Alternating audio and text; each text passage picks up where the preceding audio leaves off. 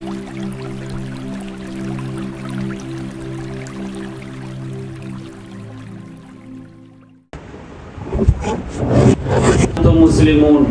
يا أيها الذين آمنوا اتقوا الله وقولوا قولا سديدا يصلح لكم أعمالكم ويغفر لكم ذنوبكم ومن يطع الله ورسوله فقد فاز فوزا عظيما إن أصدق الحديث كتاب الله وخير الحديث حديث محمد وشر الأمور محدثاتها وكل محدثة بدعة وكل بدعة ضلالة وكل ضلالة في النار.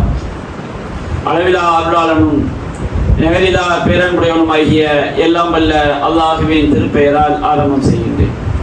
அன்பிற்குரிய பெரியோர்களே, தாய்மார்களே, சகோதர சகோதரிகளே, அல்லாஹுடைய மாபெரும் கிருபையினால் நாம் நம்முடைய ஹஜ் உம்ரா வழிபாடுகளை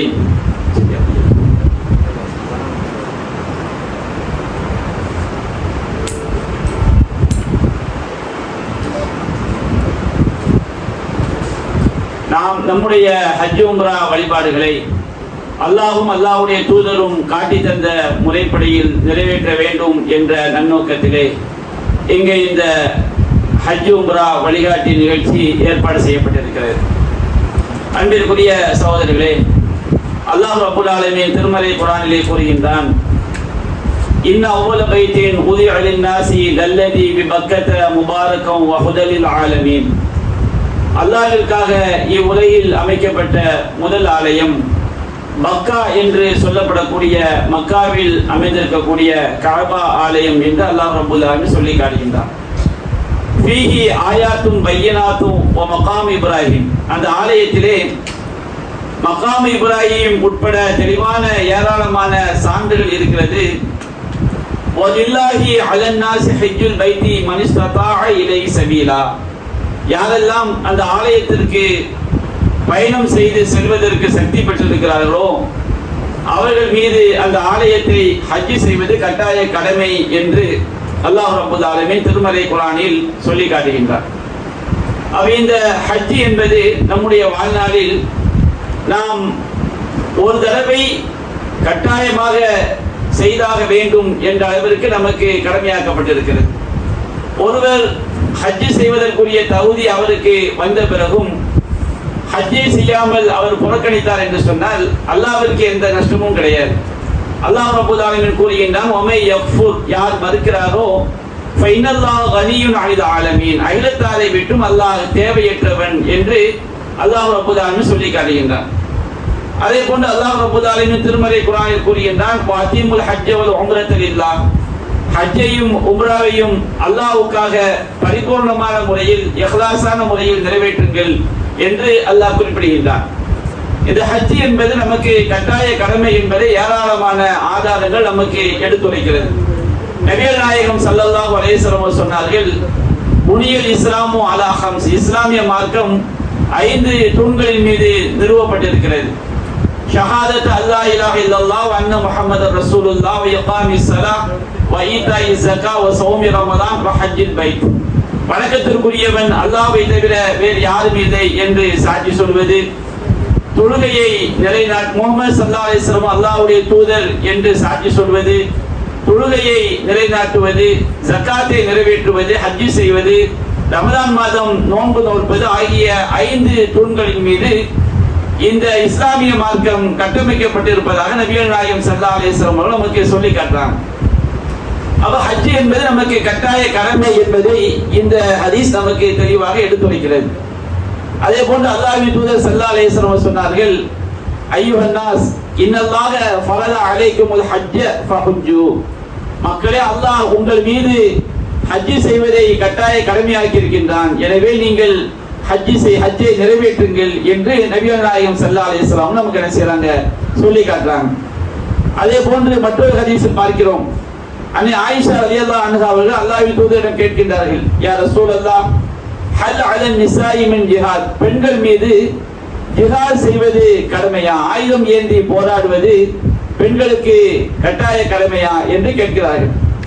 அப்ப நபிகள் நாயகம் ஸல்லல்லாஹு அலைஹி வஸல்லம் அவங்க சொல்றாங்க, நஅம், பெண்கள் மீது ஜிஹாத் கடமை, அலைஹின்ன ஜிஹாதுன் லா கிதால ஃபீ, பெண்கள் மீது ஜிஹாது கடமை. ஆனா அந்த ஜிஹாதுல எந்த விதமான சண்டையும் எந்த விதமான ஆயுதம் தாங்கி போராடுவதும் கிடையாது. பெண்கள் மீது உள்ள ஜிஹாத் என்பது அது ஹஜ் வல் உம்ரா, ஹஜ்ஜும் உம்ராவும் என்று நபிகள் நாயகம் ஸல்லல்லாஹு அலைஹி வஸல்லம் செய்றாங்க, சொல்லி காட்டுறாங்க. அப்போ இந்த ஹஜ்ஜும் உம்ராவும் பெண்களுக்கு ஜிஹாதுக்கு நிகரான நன்மையை கொடுக்கக்கூடியது என்பதை நம்முடைய மார்க்கம் என்ன செய்கிறது, சொல்லி காட்டுகிறது.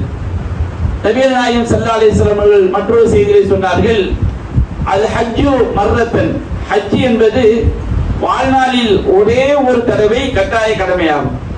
ஃபமன் ஸாத ஃபஹுவ ததவ்வுன், யார் இந்த ஹஜ்ஜையும் உம்ராவையும் அதிகப்படியாக நிறைவேற்றுகிறார், அல்லாஹ் அவங்களுக்கு வசதி வாய்ப்பை கொடுத்திருக்கின்றான், அதிகப்படியாக நிறைவேற்றுகிறார்களோ அது உபரியான வணக்கமாக அது அவர்களுக்கு ஆகும். ஒரு தடவை நாம வாழ்நாளில் ஹஜ்ஜை நிறைவேற்றி விட்டோம் என்று சொன்னால் அது நமக்கு கடமை முடிவாகி விட்டது. அப்ப யாரு அதிகப்படியாக ஹஜ்ஜையோ உம்ராவையோ செய்தால் அது அவர்களுக்கு உபரியான நன்மையாக அது அமையும் என்று நபிகள் நாயகம் ஸல்லல்லாஹு அலைஹி வஸல்லம் சொல்லி காட்டுறாங்க. இந்த ஹஜ்ஜும் உம்ராவும் சாதாரண ஒரு வணக்கம் அல்ல, இவை நம்முடைய பாவங்களுக்கு பரிகாரமாக அமைகிறது. நம்முடைய இறையச்சத்தை வெளிப்படுத்தி காட்டக்கூடிய ஒரு கடமையாக இந்த ஹஜ்ஜும் உம்ராவும் அமைந்திருக்கிறது. நபிகள் நாயகம் ஸல்லல்லாஹு அலைஹி வஸல்லம் சொல்லி காட்டுறாங்க, சஹீஹ் புகாரில 1773வது செய்தியாக பதிவு செய்யப்பட்டிருக்கிறது, அது உம்ரத்து இலல் உம்ரத்தி கஃபாரத்துன் லிமா பைனஹுமா, ஒரு உம்ரா செய்துவிட்டு மற்றொரு உம்ரா செய்யும் பொழுது அந்த இரண்டுக்கும் மத்தியில் உள்ள பாவங்களுக்கு அவை பரிகாரமாக ஆகிவிடுகிறது. நாம் ஒரு உம்ரா செய்துவிட்டு அடுத்து இன்னொரு உம்ரா செய்யறோம்னு சொன்னோம்னா அந்த இரண்டு உம்ராக்களுக்கு மத்தியில் உள்ள பாவங்கள் அழிக்கப்படுகிறது என்று நபிகள் நாயகம் ஸல்லல்லாஹு அலைஹி வஸல்லம் உம்ராவுடைய சிறப்பை பற்றி சொல்றாங்க. ஹஜ்ஜுடைய சிறப்பை பற்றி கூறுகின்றார்கள், அது ஹஜ்ஜுல் மப்ரூர். அது ஹஜ்ஜுல் மப்ரூர், பாவம் கலவாத ஹஜ். மப்ரூர் என்று சொன்னால் அல்லாஹ்வுக்காக இஹ்லாஸான முறையில் அல்லாஹ்வும் அல்லாஹ்வுடைய தூதரும் காட்டி தந்த முறைப்படி செய்யக்கூடிய ஹஜ்.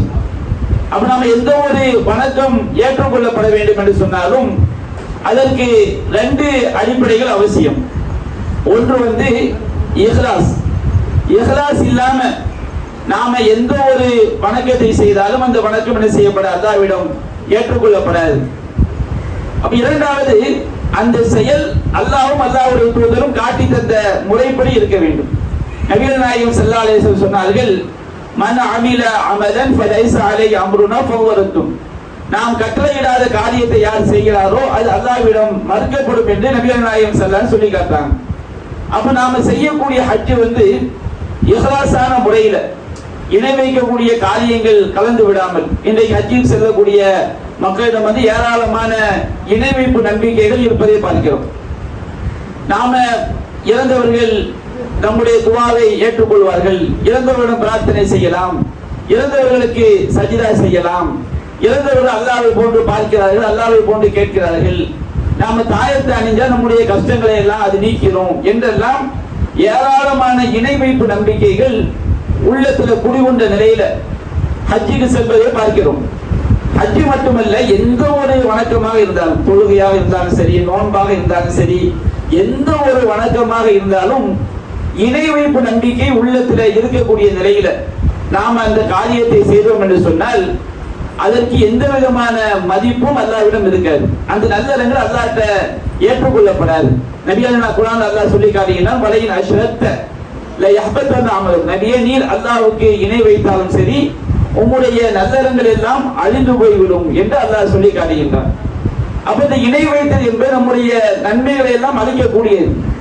அப்ப நம்ம ஹஜ்ஜுக்கு செல்லக்கூடிய நாம நம்முடைய உள்ளங்கள்ல இணை வைப்பு நம்பிக்கைகள் இல்லாத வகையில ஷிர்க்கை விட்டு நீங்கியவர்களாக நம்ம என்ன செய்யணும், நம்முடைய எல்லா வணக்க வழிபாடும் செய்ய வேண்டும். எனது வாழ்நாளில் ஒரு தடவை செய்யக்கூடிய ஒரு அமல், இந்த அமல் வீணாகிட்டு சொன்னோம்னா அது மிகப்பெரிய நஷ்டமாகிவிடும். அப்ப இரண்டாவது விஷயம் இஹ்லாஸ், மன தூய்மை. நபிகள் நாயகம் ஸல்லல்லாஹு அலைஹி வஸல்லம் சொல்லி காட்டினாங்க, இன்னல்லாஹ லா யக்பலு மினல் அமலி இல்லா மா கான லஹு காலிஸன் வ மப்தூகிய பிஹி வஜ்ஹு. அல்லாஹ் ரப்பல் ஆலமீன் அவனுக்காக கலப்பற்ற முறையில் அவனுடைய திருமுகத்தை நாடி செய்யக்கூடிய அமல்களை மட்டும்தான் அல்லாஹ் ஏற்றுக்கொள்வான். அப்ப இஹ்லாஸ் என்பது ரொம்ப ரொம்ப ரொம்ப முக்கியம். மூன்றாவது, அந்த செயல் அல்லாஹ்வும் அல்லாஹ்வுடைய தூதரும் காட்டி தந்த முறையில் இருக்க வேண்டும். நபிகள் நாயகம் ஸல்லல்லாஹு அலைஹி வஸல்லம் அவங்க சொன்னாங்க, மன் அமில அமலன் ஃபலைஸ அலைஹி அம்ருனா ஃபஹுவ ரத்துன். நாம் கட்டளையிடாத காரியத்தை யார் செய்கிறாரோ அது அல்லாஹ்விடம் மறுக்கப்படும் என்று சொன்னார்கள். அப்ப நபிகள் நாயகம் ஸல்லல்லாஹு அலைஹி வஸல்லம் அவங்க குறிப்பிடுறாங்க, அது ஹஜ்ஜுல் மப்ரூர், பாவம் கலவாத ஹஜ், லைஸ லஹு ஜஸாஉன் இல்லா ஜன்னah, அதற்குரிய கூலி சொர்க்கத்தை தவிர வேறு இல்லை என்று சொன்னார்கள்.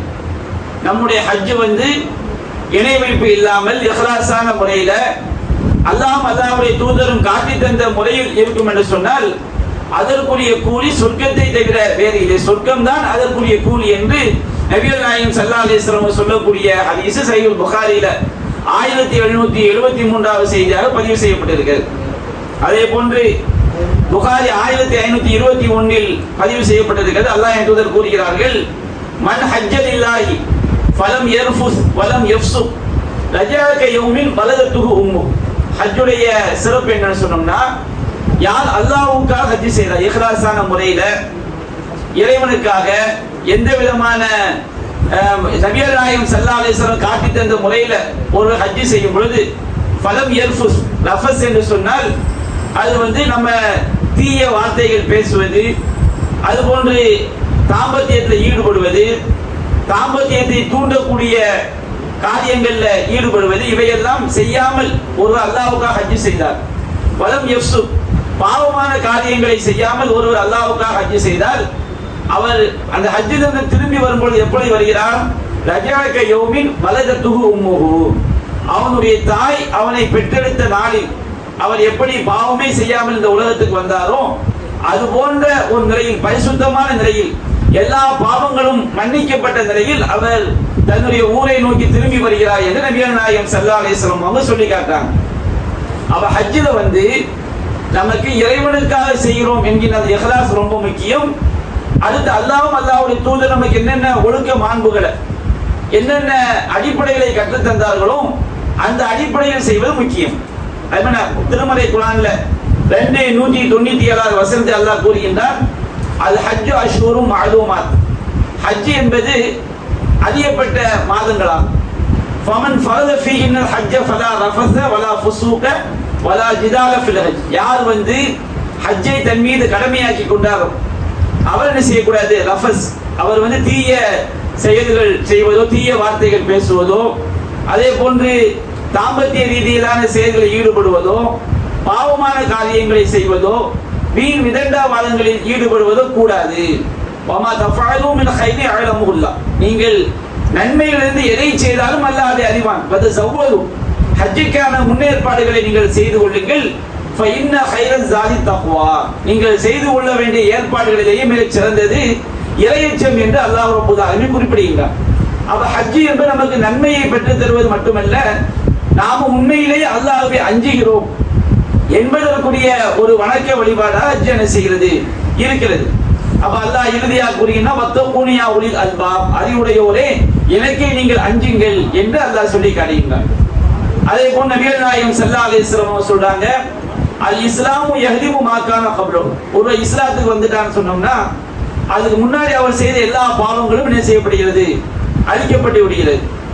அவ அன்னல் ஹஜ்ரத் தஹ்திமு மா கான கப்லஹு, ஹிஜ்ரத் என்ற பயணம், சஹாபாக்கள் இஸ்லாமிய மார்க்கத்தை பின்பற்றுவதற்காக தங்களுடைய சொத்துக்கள், செல்வங்கள், குடும்பங்கள் எல்லாத்தையும் துறந்து மக்காவிலிருந்து மதீனாவிற்கு ஹிஜ்ரத் பயணம் மேற்கொண்டார்கள். அந்த ஹிஜ்ரத் பயணம் ஒருவர் ஹிஜ்ரத் மேற்கொண்டு விட்டால் அவருடைய முன்பாவங்கள் எல்லாமே செய்யப்படுகிறது, மன்னிக்கப்படுகிறது. அதே போன்று சொன்னார்கள், அன்னல் ஹஜ்ஜ யஹ்திமு மா கான கப்லஹு, ஹஜ் என்பதும் அதற்கு முன் செய்த எல்லா பாவங்களையும் அழித்து விடும் என்று அல்லாஹ் நபிகள் நாயகம் ஸல்லல்லாஹு அலைஹி வஸல்லம் நமக்கு என்ன செய்றாங்க, சொல்லி காட்டுறாங்க. அப்ப இந்த ஹஜ்ஜில அல்லாஹ் ரப்பல் ஆலமீன் நம்ம இறையச்சம் எப்படி இருக்கிறது என்று அல்லாஹ் நம்மை சோதிப்பதற்காகவும் இந்த வணக்கத்தை அல்லாஹ் நம்ம கடமையாக்கி இருக்கின்றான். நம்ம ஹஜ்ஜில செய்யக்கூடாத விஷயங்கள் நம்ம பின்னாடி சொல்லுவோம். அதுல ஒன்று வேட்டையாடுது. அல்லாஹ் சொல்றான், யா அய்யுஹல்லதீன ஆமனு லயபுலுவன்னகுமுல்லாஹு பிஷைஇம் மினஸ் ஸைத், இறை நம்பிக்கையாளர்களே அல்லாஹ் ரப்பல் ஆலமீன் வேட்டை பொருட்களை ஏதாவது ஒன்றை கொண்டு உங்களை சோதிப்பான். சஹாபாக்கள் வேட்டையாடக்கூடிய மக்களாக இருந்தார்கள். அப்ப நம்ம இஹ்ராமுடைய நிய்யத்தை வச்சுட்டோம்னு சொன்னோம்னா பல விஷயங்கள் தடுக்கப்பட்டிருக்கு. அதுல ஒன்று வேட்டையாடுவது. இப்ப அல்லாஹ் ஹஜ்ல சோதிப்பானா, இஹ்ராமுடைய நிய்யத்தை வைக்கிறதுக்கு முன்னாடி வேட்டையாடலாம். ஆனா இஹ்ராமுடைய நிய்யத்தை வைக்கிறதுக்கு முன்னாடி வேட்டையாட போனா ஒரு முயல் கூட மாட்டாது, ஒரு மானு கூட மாட்டாது, எதுவுமே உண்ணத்தக்க எந்த ஒரு புறாவோ அல்லது உண்ணத்தக்க எந்த ஒரு பறவையுமோ மாட்டாது.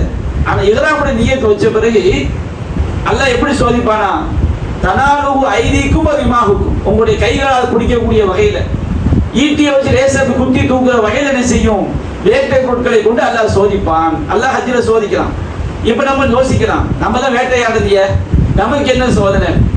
நமக்கும் ஹஜ்ஜின் போது செய்யக்கூடாது இன்னும் பல தடைகள் என்ன செய்யுது இருக்குது. அந்த மாதிரி விஷயங்கள் வரும்போது செல்போன் பார்க்குறோம். ஹஜ்ஜு உமது இஹ்ராமுக்கு நிய்யத்தை வச்ச பிறகு ஒரு ஆள் ஒரு சினிமா பாட்டை ரசிக்கிறார், அது ஒரு சோதனை தான்.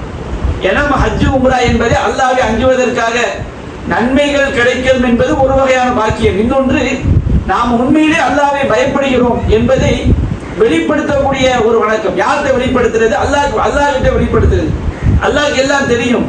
நம்முடைய செயல்களால் இறைவா உன்னை நான் உண்மையிலேயே பயப்படுகிறேன், நான் தனிமையில் இருந்தாலும் உனக்கு அஞ்சுகிறேன் என்று இறை பயத்தை நம்முடைய செயல்களால் நாம் வெளிப்படையாக காட்டக்கூடிய ஒரு வணக்கம் தான் ஹஜ்ஜும் உம்ராவும். அப்ப அல்லாஹ் என்ன செய்கின்றான்? எதற்காக இந்த மாதிரி அல்லாஹ் சோதனை தருகின்றான்? தனிமையில் இருக்கும் பொழுது உங்களை அல்லாஹ்வை அஞ்சக்கூடியவர் யார் என்பதை அல்லாஹ் வெளிப்படுத்துவதற்காக. அல்லாஹ் ரப்பல் ஆலமீன் நம்மை நாம் உண்மையிலே அல்லாஹ் பயப்படுறோமா, உண்மையான இறையச்சம் இருக்கிறதா என்பதை நம்முடைய செயல்கள் மூலமாக வெளிப்படுத்தி காட்டுவதற்காகவும் இந்த ஹஜ்ஜில் நிறைய தடைகள், இதை செய்யுங்க, இதை செய்யாதீங்க. எதுக்கு அல்லாஹ் தடுக்கின்றான்? நமக்கு நன்மை கிடைக்கிறது அது ஒரு புறம் இருந்தாலும் நாம் உண்மையிலேயே அல்லாஹ்க்கு பயப்படுகிறோமா என்பதை சோதிப்பதற்காக. அப்ப அல்லாஹ் கூறுகிறார், ஃபமன் அஅதா பஅத தாலிக், இதற்கு பிறகு யார் வரம்பு மீறுகிறாரோ ஃபலஹு அஸாபுன் அலீம், அவருக்கு துன்புறுத்தக்கூடிய வேதனை இருக்கிறது. அப்ப நம்ம ஹஜ்ஜுக்கு போய் நாம நரகத்தை நம்ம கூலியாகிட்டு வந்துடக்கூடாது. ஹஜ்ஜுக்கு போய் பாவமான காரியங்களை செஞ்சேன்னா ஹஜ்ஜு என்கின்ற வணக்கம் நாம தனிமையில் அல்லாஹ்வை பயப்படுகிறோமா என்பதை இறைவன் நம்முடைய செயல்கள் மூலமாக நாம வெளிப்படுத்தக்கூடிய வணக்கம். அப்ப நாம ஹஜ்ஜுக்கு போறோங்கிற பேர்ல தனிமையில இறைவனை பயப்படாமல் பாவமான காரியங்களை செய்து விட்டோம் என்று சொன்னால் அந்த ஹஜ்ஜு வணக்கமே நமக்கு துன்புறுத்தக்கூடிய வேதனைக்கு நரகத்தில் கொண்டு போய் சேர்க்கறதுக்கு காரணமா என்ன செஞ்சிடும் ஆயிரும் நம்முடைய செயலால். அப்ப இறையச்சம் என்பது ரொம்ப ரொம்ப முக்கியம். அது அல்லாஹ் சொல்கின்றான், நீங்கள் ஹஜ்ஜுக்கான முன் தயாரிப்புகளை செய்து கொள்ளுங்கள். நீங்கள் தயார்படுத்திக் கொள்ள வேண்டியதிலே ரொம்ப அவசியமானது இறையச்சம். அறிவுடையோரை எனக்கு நீங்கள் அஞ்சுங்கள் என்று அல்லாஹ் குறிப்பிடுகிறார். ஹஜ்ஜில நாம குர்பானி வணக்கங்கள் செய்வோம். அல்லாஹ் கூறுகிறான், அந்த குர்பானி பிராணிகளுடைய ரத்தங்களோ இறைச்சியோ அல்லாஹ்வை அடையாது. உங்களுடைய இறையச்சம் தான் அல்லாஹ்வை அடைகிறது. அப்ப ஹஜ்ஜில பொறுத்த வரைக்கும் நமக்கு மிகப்பெரிய நன்மை கிடைக்கிறது ஒன்று. அந்த நன்மை நம்முடைய இறையச்சத்தின் மூலமாகத்தான் கிடைக்கிறது, நம்முடைய இஹ்லாஸின் மூலமாகத்தான் கிடைக்கிறது. அப்ப ஹஜ்ஜில தக்வா என்பது இறையச்சம் என்பது ரொம்ப ரொம்ப ரொம்ப முக்கியம். அதற்காக நம்ம ஹஜ்ஜுக்கு போறோம். இதை நம்ம மனசுல செஞ்சுக்கணும், நாம் விளங்கிக் கொள்ள வேண்டும். அவன் நம்ம ஏற்கனவே சொன்ன மாதிரி நம்ம நல்லறங்கள் அல்லாஹ்ட்ட ஏற்றுக்கொள்ளப்படணும்னு சொன்னோம்னா 3 அடிப்படைகள். ஒன்று, கடுகளை கூட இணை வைப்பு நம்பிக்கை இருக்கக்கூடாது. 2வது, இறைவனுக்காக செய்கிறோம் அப்படிங்கிற இஹ்லாஸ் முக்கியம். 3வது, அல்லாஹ்வுடைய தூதரும் காட்டி தந்த முறையில் என்ன செய்ய வேண்டும், இருக்க வேண்டும். இப்ப நாம ஹஜ்ஜை பொறுத்த வரைக்கும் ஹஜ்ஜுக்கென்று ஒரு காலம் இருக்கிறது. ஹஜ்ஜுடைய வணக்கத்தை நம்ம எந்த இடத்திலிருந்து துவங்க வேண்டும் என்பதும் இருக்குது. ஹஜ்ஜுக்குரிய காலம் என்ன? குர்ஆன் அல்லாஹ் சொல்கிறான், அல் ஹஜ்ஜு அஷ்ஹுரும் மஅலூமாத். ஹஜ் என்பது அறியப்பட்ட மாதங்கள் என்று அல்லாஹ் குறிப்பிடுகிறான். ஏன் அல்லாஹ் அறியப்பட்ட மாதங்கள் சொல்றான்னு சொன்னோம்னா, இப்ராஹிம் நபி காலத்திலிருந்து அந்த நபிகள் நாயகம் ஸல்லல்லாஹு அலைஹி வஸல்லம் அந்த மக்காவுல வாழ்ந்த மக்கள் ஹஜ்ஜை செஞ்சுக்கிட்டே வர்றாங்க. அப்ப அவங்களுக்கு எந்த மாசத்துல செய்யணுங்கிறது தெரியும். அப்ப ஹஜ் என்பது எல்லா மாசத்திலையும் செய்ய முடியாது. அறியப்பட்ட மாதங்கள் என்று அல்லாஹ் கூறுகிறான். அறியப்பட்ட மாதங்கள் என்று சொன்னால் ஷவ்வால், துல்காய்தா, துல்ஹஜ். ஒரு ஆள் ரமதான் மாசமே நான் ஹஜ்ஜுக்காண்டி கிளம்புறோம் போனா வச்சுக்கிடுங்க, அது ஹஜ்ஜாக ஆகாது. அப்ப நம்ம ஹஜ்ஜுங்கிற வணக்கம் எந்த மாதத்திலும் துவங்குகிறது? ஷவ்வால் மாதத்திலும் துவங்குகிறது. ஹஜ்ஜுடைய கிரியைகள் பிறை 8ல தான் ஸ்டார்ட் ஆகும். ஆனால் ஹஜ்ஜுடைய அந்த வணக்கம் என்பது நாம ஷவ்வால் மாசத்துல இருந்து நமக்கு என்ன செஞ்சு ஸ்டார்ட் ஆயிடுது. இப்ப நம்ம தொழுகை நேரம் இருக்குன்னு வச்சிருங்க, சூரியன் உச்சி சாஞ்சவன லுகர் மேல வந்துருது. ஒரு ஆளு 11 மணிக்கு இப்ப லுகர் தொழுதா தொழுகை ஏற்றுக்கொள்ளப்படுமா? ஏற்றுக்கொள்ளப்படாது. அதே போன்று ஹஜ்ஜுக்கு ஊர்ல இருந்து புறப்படக்கூடியவங்க வந்து ஷவ்வால் துல்காதா துல்ஹஜ் மாசத்துல தான் என்ன செய்யணும், ஊர்ல இருந்து கிளம்பணும். அதுக்கு முன்னாடி கிளம்புனா, அதுக்கு மற்ற மாதங்களில் கிளம்புனா அது ஹஜ்ஜா என்ன செய்யாது, அது ஆகாது. அதே போன்று ஹஜ்ஜுக்கு வந்து ஹஜ்ஜுடைய வணக்கம், உம்ராவுடைய வணக்கம் எந்த இடத்திலிருந்து துவங்குகிறது என்பதும் இருக்கிறது. எந்த இடத்திலிருந்து துவங்குகிறது, அதற்குரிய மீகாத் எல்லைகள் இருந்து துவங்குது. இப்ப நம்ம வீட்டுல இருந்து நம்ம ஹஜ்ஜு உம்ராக்கு போறோம் வச்சுக்கிறீங்க. ஹஜ்ஜு உம்ரா கிளம்பும் போது பயணத்துல பொதுவாக நம்ம எந்த பயணம் மேற்கொண்டாலும் நபிகள் நாயகம் ஸல்லல்லாஹு அலைஹி வஸல்லம் அவங்க பயண துவா நமக்கு சொல்லி தந்திருக்கிறாங்க. அப்ப அந்த பயண துவாவுடைய பொருளை நாம் சிந்தித்து பார்த்தோம் என்றால் எல்லா பயணத்துக்கும் துவாவை நம்ம ஓதணும். வாகனத்துல ஏறி உட்கார்ந்த உடனே இந்த துவாவை நம்ம ஓதணும். ஆனா ஹஜ்ஜுடைய பயணத்துக்கு ரொம்ப ரொம்ப ரொம்ப ரொம்ப இது பொருத்தமானது. எல்லா பயணத்துக்கும் ஓதணும். ஆனா துவாவுடைய பொருளை நாம சிந்திச்சோம்னா ஹஜ்ஜு உம்ரா பயணத்துக்கு இது ரொம்ப ரொம்ப பொருத்தமானது என்பதை நம்ம விளங்கிக் கொள்ளலாம். நபிகள் நாயகம் ஸல்லல்லாஹு அலைஹி வஸல்லம் வந்து வாகனத்துல ஏறி உட்கார்ந்த உடனே 3 தடவை அல்லாஹு அக்பர் அல்லாஹு அக்பர் அல்லாஹு அக்பர் செய்வாங்க, சொல்லுவாங்க. சொல்லிட்டு சுப்ஹானல்லதி ஸஹர லனா ஹாதா வமா குன்னா லஹு முக்ரினீன், இதை எங்களுக்கு வசப்படுத்தி தந்த அல்லாஹ்வுக்கே எல்லா புகழும், நாங்கள் இதற்கு சக்தி பெறாதவர்களாக இருந்தோம். வ இன்னா இலா ரப்பினா லமுன்கலிபூன், நாங்கள் எங்கள் இறைவனிடமே திரும்பி செல்லக்கூடியவர்கள்.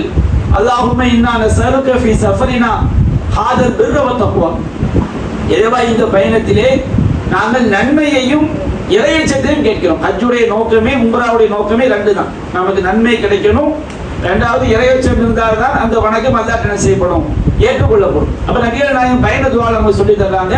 அல்லாஹும்ம இன்னா நஸ்அலுக ஃபீ சஃபரினா ஹாதா அல் பிர்ர வ தக்வா, இறைவா இந்த பயணத்துல நாங்கள் நன்மையையும் இறையச்சத்தையும் கேட்கின்றோம். வ மினல் அமலி மா தல்லா, நீ பொருந்திக் கொள்ளக்கூடிய நல்லதை கேட்கிறோம். நம்ம அதுக்காக தான் ஹஜ்ஜுக்கு போறோம். நம்முடைய ஹஜ்ஜுங்கிற வணக்கத்தை உம்ராங்கிற வணக்கத்தை அல்லாஹ் புரிஞ்சிக் கொள்ள வேண்டும். அல்லாஹும்ம ஹவ்வின் அலைனா சஃபரனா ஹாதா, இறைவா எங்களுடைய இந்த பயணத்தை எங்களுக்கு லேசாக்குவாயாக. வதுவி அன்னா போதா, அவனுடைய தூரத்தை எங்களுக்கு நீ சுருக்குவாயாக. அல்லாஹும்ம அந்த சாஹிபு ஃபி சஃபர், இறைவா நீதான் எங்களுக்கு பயண தோழன். நாங்க பயணத்துல சொல்லும் போது எங்களுக்கு எந்த ஆபத்தும் ஏற்படாமல் எந்த சிரமமும் ஏற்படாமல் எங்களை காப்பாற்றக்கூடியவன் யாரெல்லாம் நீ மட்டும்தான். வல் ஹலீஃபத்து ஃபில் அஹ்ல், எங்கள் குடும்ப பிரதிநிதி, எங்களுடைய குடும்பத்தை நாங்கள் ஊரை விட்டு அங்கே வெளியே கிளம்பிட்டோம், எங்களுடைய குடும்பத்துடைய பாதுகாப்பும் உன்னிடம் தான் இருக்கிறது. அல்லாஹும்ம இன்னி அஊது பிக்க மின் வஅஸாஇ ஸஃபர், இறைவா பயணத்தினுடைய சிரமங்களிலிருந்தும் ஆபத்தின் அந்த தீய கோரமான காட்சிகளை பார்ப்பதிலிருந்தும், பயங்கரமான ஆக்சிடென்ட் மக்காவிலே என்ன செய்யும் பல வருடங்கள்ல வந்து அதுக்காண்டி ஒரு உதாரணத்துக்கு விளங்குறதுக்காக சொல்லி காட்டுறேன். திடீரென்று அந்த கிரேன் உடைஞ்சு விழுந்து நிறைய மக்கள் என்ன செஞ்சிருக்கிறாங்க, வஃபாத் ஆயிருக்கிறாங்க. தீ பிடித்து நிறைய மக்கள் வஃபாத் ஆயிருக்கிறாங்க. இந்த மாதிரி ஒரு கோரமான காட்சி நாங்கள் என்ன செய்யக்கூடாது, பயணத்தில் பார்த்து விடக்கூடாது. ஒரு சூயில் முன் கலபி ஃபில் மாலி வல் அஹ்ல், எங்களுடைய செல்வமும் எங்களுடைய குடும்பத்திலும் தலைகீழ் மாற்றங்கள் ஏற்பட்டு விடக்கூடாது. இது பயண துவா. நபிகள் நாயகம் ஸல்லல்லாஹு அலைஹி வஸல்லம் எல்லா பயணத்திலும் இந்த துவாவை என்ன செஞ்சிருக்கிறாங்க, வாகனத்துல ஏறி உட்கார்ந்து ஓதி இருக்கிறாங்க. அப்ப நாம ஹஜ்ஜுக்காண்டி கிளம்பும் பொழுது ஒவ்வொரு தடவை வீட்டுல இருந்து கிளம்பும் போதும் சரி, ரயில்ல ஏறின பிறகும் சரி, அது ஃபிளைட்ல ஏறின பிறகும் சரி, கார்ல ஏறின பிறகும் சரி, நாம இந்த பயண துவாவை என்ன செய்யக்கூடாது, ஏறும் போதும் இறங்கும் போதும் இந்த பயண துவாவை மறந்துடக்கூடாது. இறங்கும் போது இதே துவா ஓதணும். நபிகள் நாயகம் ஸல்லல்லாஹு அலைஹி வஸல்லம் தாயிபூன ஆபிதூன லிரப்பினா ஹாமிதூன் அப்படிங்கிற அந்த வாசகத்தை சொல்லி இறங்கின பிறகு இந்த பயண துவாவை என்ன செஞ்சிருக்கிறாங்க, ஓதி இருக்கிறாங்க. இப்ப நாம சொன்னோம் ஹஜ்ஜுக்கு வந்து காலங்கள் இருக்குது. ஹஜ்ஜுடைய காலங்கள் எதெல்லாம், ஷவ்வால், துல்காதா, துல்ஹஜ். ஹஜ்ஜுங்கிற வணக்கம் வந்து நிறைய பேர் வணங்கிடுறாங்க. ஹஜ்ஜுங்கிற வணக்கம் வந்து காபாவில் போய் தான் ஸ்டார்ட் ஆகுதுன்னு சொல்லி அப்படி கிடையாது. ஹஜ்ஜுடைய வணக்கம் எந்த இடத்துல ஸ்டார்ட் ஆகுதுன்னா, நபிகள் நாயகம் ஸல்லல்லாஹு அலைஹி வஸல்லம் அதற்கென்று எல்லைகளை நிர்ணயித்திருக்காங்க. ஒவ்வொரு நாட்டில இருந்து போறவங்களுக்கும் எல்லைகள் நிர்ணயிச்சிருக்காங்க.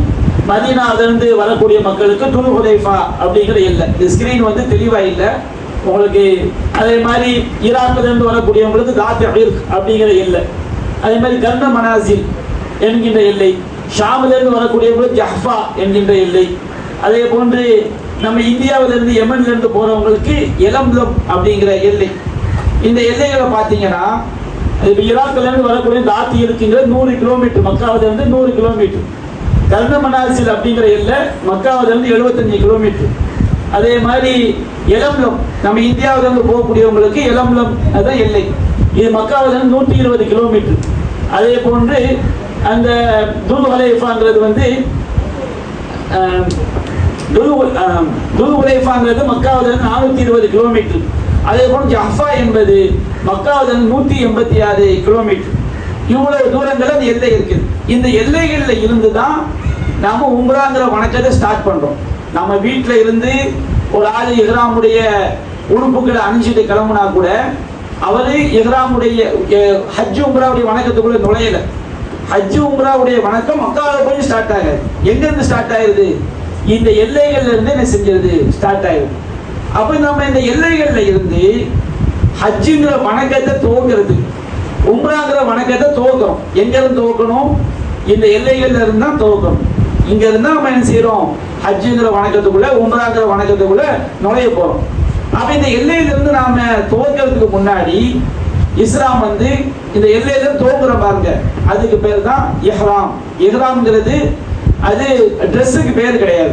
இஹ்ராம்ங்கிற வார்த்தைக்கு தடுத்து கொள்ளுதல் அப்படின்னு அர்த்தம்.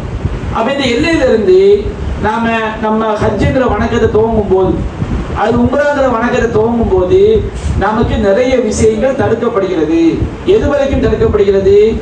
எது வரைக்கும் நாம இஹ்ராம்ல இருக்கணும்னு ஹதீஸ்கள்ல சொல்லப்பட்டு நம்ம விளக்குவோம், அது வரைக்கும் நமக்கு பல விஷயங்கள் தடுக்கப்பட்டு. அப்ப இந்த எல்லையிலிருந்து நாம இஹ்ராமுக்குள்ள நுழைவதற்கு முன்பாக, நாம ஹஜ்ஜுங்கிற வணக்கத்துக்குள்ள உம்ராங்கிற வணக்கத்துக்குள்ள நுழைவதற்கு முன்பாக சில சுன்னத்தான விஷயங்கள் நம்ம செய்யணும். என்ன செய்யணும்?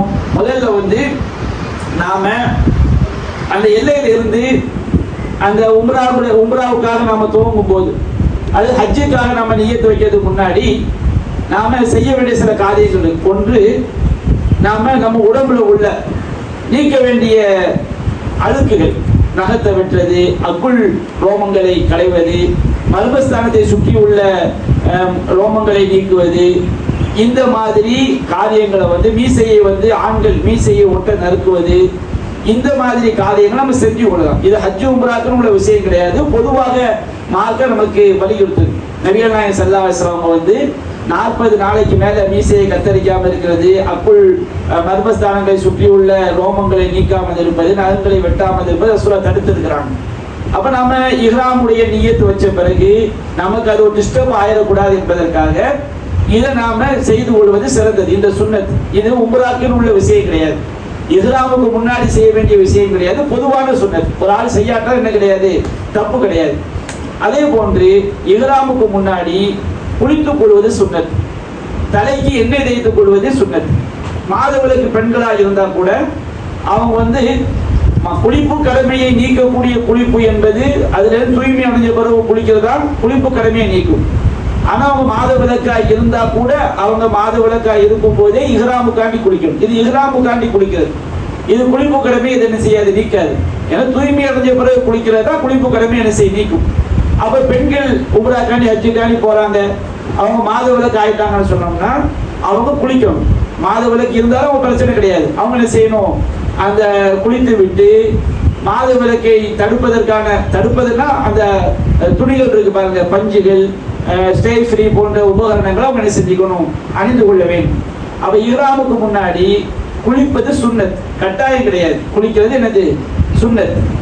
அதே போன்று குளித்து முடித்த பிறகு தலையில எண்ணெய் தேய்ச்சி ஆண்கள் நறுமணம், ஆண்களும் சரி பெண்களும் சரி, ஆனால் ரெண்டு வித்தியாசம் இருக்கு. ஆண்கள் நறுமணத்தை பூசிக்கணும். நறுமணத்தை எங்க பூசணும், உடம்புல பூசணும், நெத்தியில உடம்புல பூசணும். எதுல பூசிடக்கூடாது, நம்ம இஹ்ராமுடைய நியத்து வச்ச பிறகு ஆண்களுக்கு தையல் ஆடைகள் அணிவது தடுக்கப்பட்டு அந்த ஆடைக்கு மேல பூசிடக்கூடாது. ஆண்களும் பெண்களும் ஆடைக்கு மேல பூசிடக்கூடாது, உடம்பு தானே செஞ்சுக்கலாம், பூசிக்கலாம். நபிகள் நாயக காலத்துல ஆண்களுடைய நறுமணம் என்பது நிறமா இருக்காது, வாசம் அதிகமாக இருக்கும். பெண்களுடைய நறுமணம் என்பது அதுக்கு நிறம் இருக்கும், வாசம் என்ன செய்யும், கம்மியாது. அப்ப பெண்கள் வந்து மற்றவங்களை ஈர்க்கிற மாதிரி நறுமணத்தை என்ன செய்யக்கூடாது, அவங்க பூசிக்கொள்ள கூடாது. ஏன்னு சொன்னா நபிகள் நாயகம் சொல்லி காட்டுறாங்க, ஐயுமா இப்ராஹிம் இஸ்தஅதரத் ஃபமர்ரத் அலா கௌமின் லியஜிது மின் ரிஹா ஃபஹிய ஜானியா. அதாவது பொதுவாகவே எந்த ஒரு பெண் வந்து பிற ஆண்கள் தன்னை திரும்பி பார்க்க வேண்டும் என்பதற்காக நறுமணத்தை பூசிக்கொண்டு செல்கிறாளோ அவள் ஒரு விபச்சாரினா. விபச்சாரினா பெரிய பாவத்தை செஞ்ச அந்த கிடையாது. நம்முடைய மார்க்கம் வந்து ஒரு அசிங்கத்தை பார்க்கறது கூட விபச்சாரம்னு பேர் வைக்க, அது ஒரு சிறு பாவம். அப்ப இந்த மாதிரி வந்து இந்த பெண்கள் மற்றவங்களை ஈர்க்கிற மாதிரி நறுமணம் பூசுறது வீட்டில் கணவனுக்காண்டி பூசிக்கலாம். ஆனால் வெளியே செல்லும் போது, ஹஜ்ஜுக்கு மட்டும் கிடையாது, பொதுவாக எந்த காரியமா இருந்தாலும் வெளியே செல்லும் போது மற்றவங்களை ஈர்க்கிற மாதிரி நறுமணத்தை செய்யக்கூடாது, பெண்கள் பூசக்கூடாது. அப்போ ஆண்களும் பெண்களும் இஹ்ராமுக்கு முன்னாடி நறுமணம் பூசிக்கொள்ளலாம். ஆண்களுடைய நறுமணம் என்பது அது கொஞ்சம் நறுமணம் தூக்கலா இருக்கலாம். பெண்களுடைய நறுமணம் என்பது அது மற்றவங்களை ஈர்க்கிற மாதிரி என்ன செய்யக்கூடாது, இருக்கக்கூடாது. அவங்களோட உடம்புல உள்ள துர்நாற்றத்தை தடுக்கக்கூடிய வகையில் தான் என்ன செய்யணும், இருக்கணும். அப்போ நறுமணத்தை வந்து எதில் பூசிடக்கூடாது, ஆடைகள் மேல பூசிடக்கூடாது, உடம்புல தான் பூசணும். உடம்புல அக்குள் போதியில, நெத்தியில, கைகள்ல என்ன செஞ்சுக்கலாம், நறுமணத்தை பூசிக்கொள்ளலாம். அந்த மாதிரி நறுமணங்கள் என்ன செய்யுது, இருக்குது. அதே போன்று ஆண்கள் வந்து என்ன செய்யணும், பெண்களும் நல்லா என்ன செய்யணும், எண்ணெய் தேய்ச்சி தலையை கட்டிக்கணும். ஆண்களும் தலைக்கு என்ன செய்ய வேண்டும், எண்ணெய் வந்து பூசிக்கொள்ள வேண்டும். அதே போன்று நாம இஹ்ராமுடைய நிய்யத், இஹ்ராமுக்குள்ள நாம நுழைவதற்கு முன்பாக அந்த எல்லையில வச்சுதான் நம்ம என்ன செய்ய போறோம், இஹ்ராமுக்குள்ள நுழைய போறோம். அதாவது இஹ்ராம்னா நீங்க விளங்கிடுங்க, ஹஜ்ஜுங்கிற வணக்கம், உம்ராங்கிற வணக்கத்துக்குள்ள அந்த எல்லையில வச்சு நம்ம நுழைய போறோம். அதுக்கு முன்னாடி செய்ய வேண்டிய விஷயங்கள் தான் நம்ம என்ன சொல்லிக்கிட்டு இருக்கோம். அப்போ பெண்கள் வந்து ஷரியத்துல அனுமதிக்கப்பட்ட எந்த உடையை தான் அணிஞ்சுக்கலாம். பொதுவாக பெண்களுக்கு அவங்க அவுரத்துகளை வெளிப்படுத்துற மாதிரி உடைகள் என்ன செய்யப்பட்டிருக்கு, தடுக்கப்பட்டிருக்கு. அதே மாதிரி இஹ்ராமுடைய நிய்யத்தை வச்சுட்டோம்னா அவங்க முகத்தை என்ன செய்யக்கூடாது, மறைக்கக்கூடாது. அதாவது முகத்தை மறைக்கக்கூடிய துணியை அணியக்கூடாது. அவங்களுக்கு முகத்தை மறைக்கிற தேவை இருந்தால் அவங்க என்ன செஞ்சுக்கலாம், தலை துணியை வச்சு சும்மா அந்த தேவையான நேரத்தில் மட்டும் மறைத்துக் கொள்ளலாமே தவிர முகத்தை மறைப்பதற்குரிய பிரத்யோக துணியை அவங்க என்ன செய்யக்கூடாது, பெண்கள் வந்து அணியக்கூடாது. ரசூல் என்ன செஞ்சிருக்கிறாங்க, தடுத்திருக்கிறாங்க.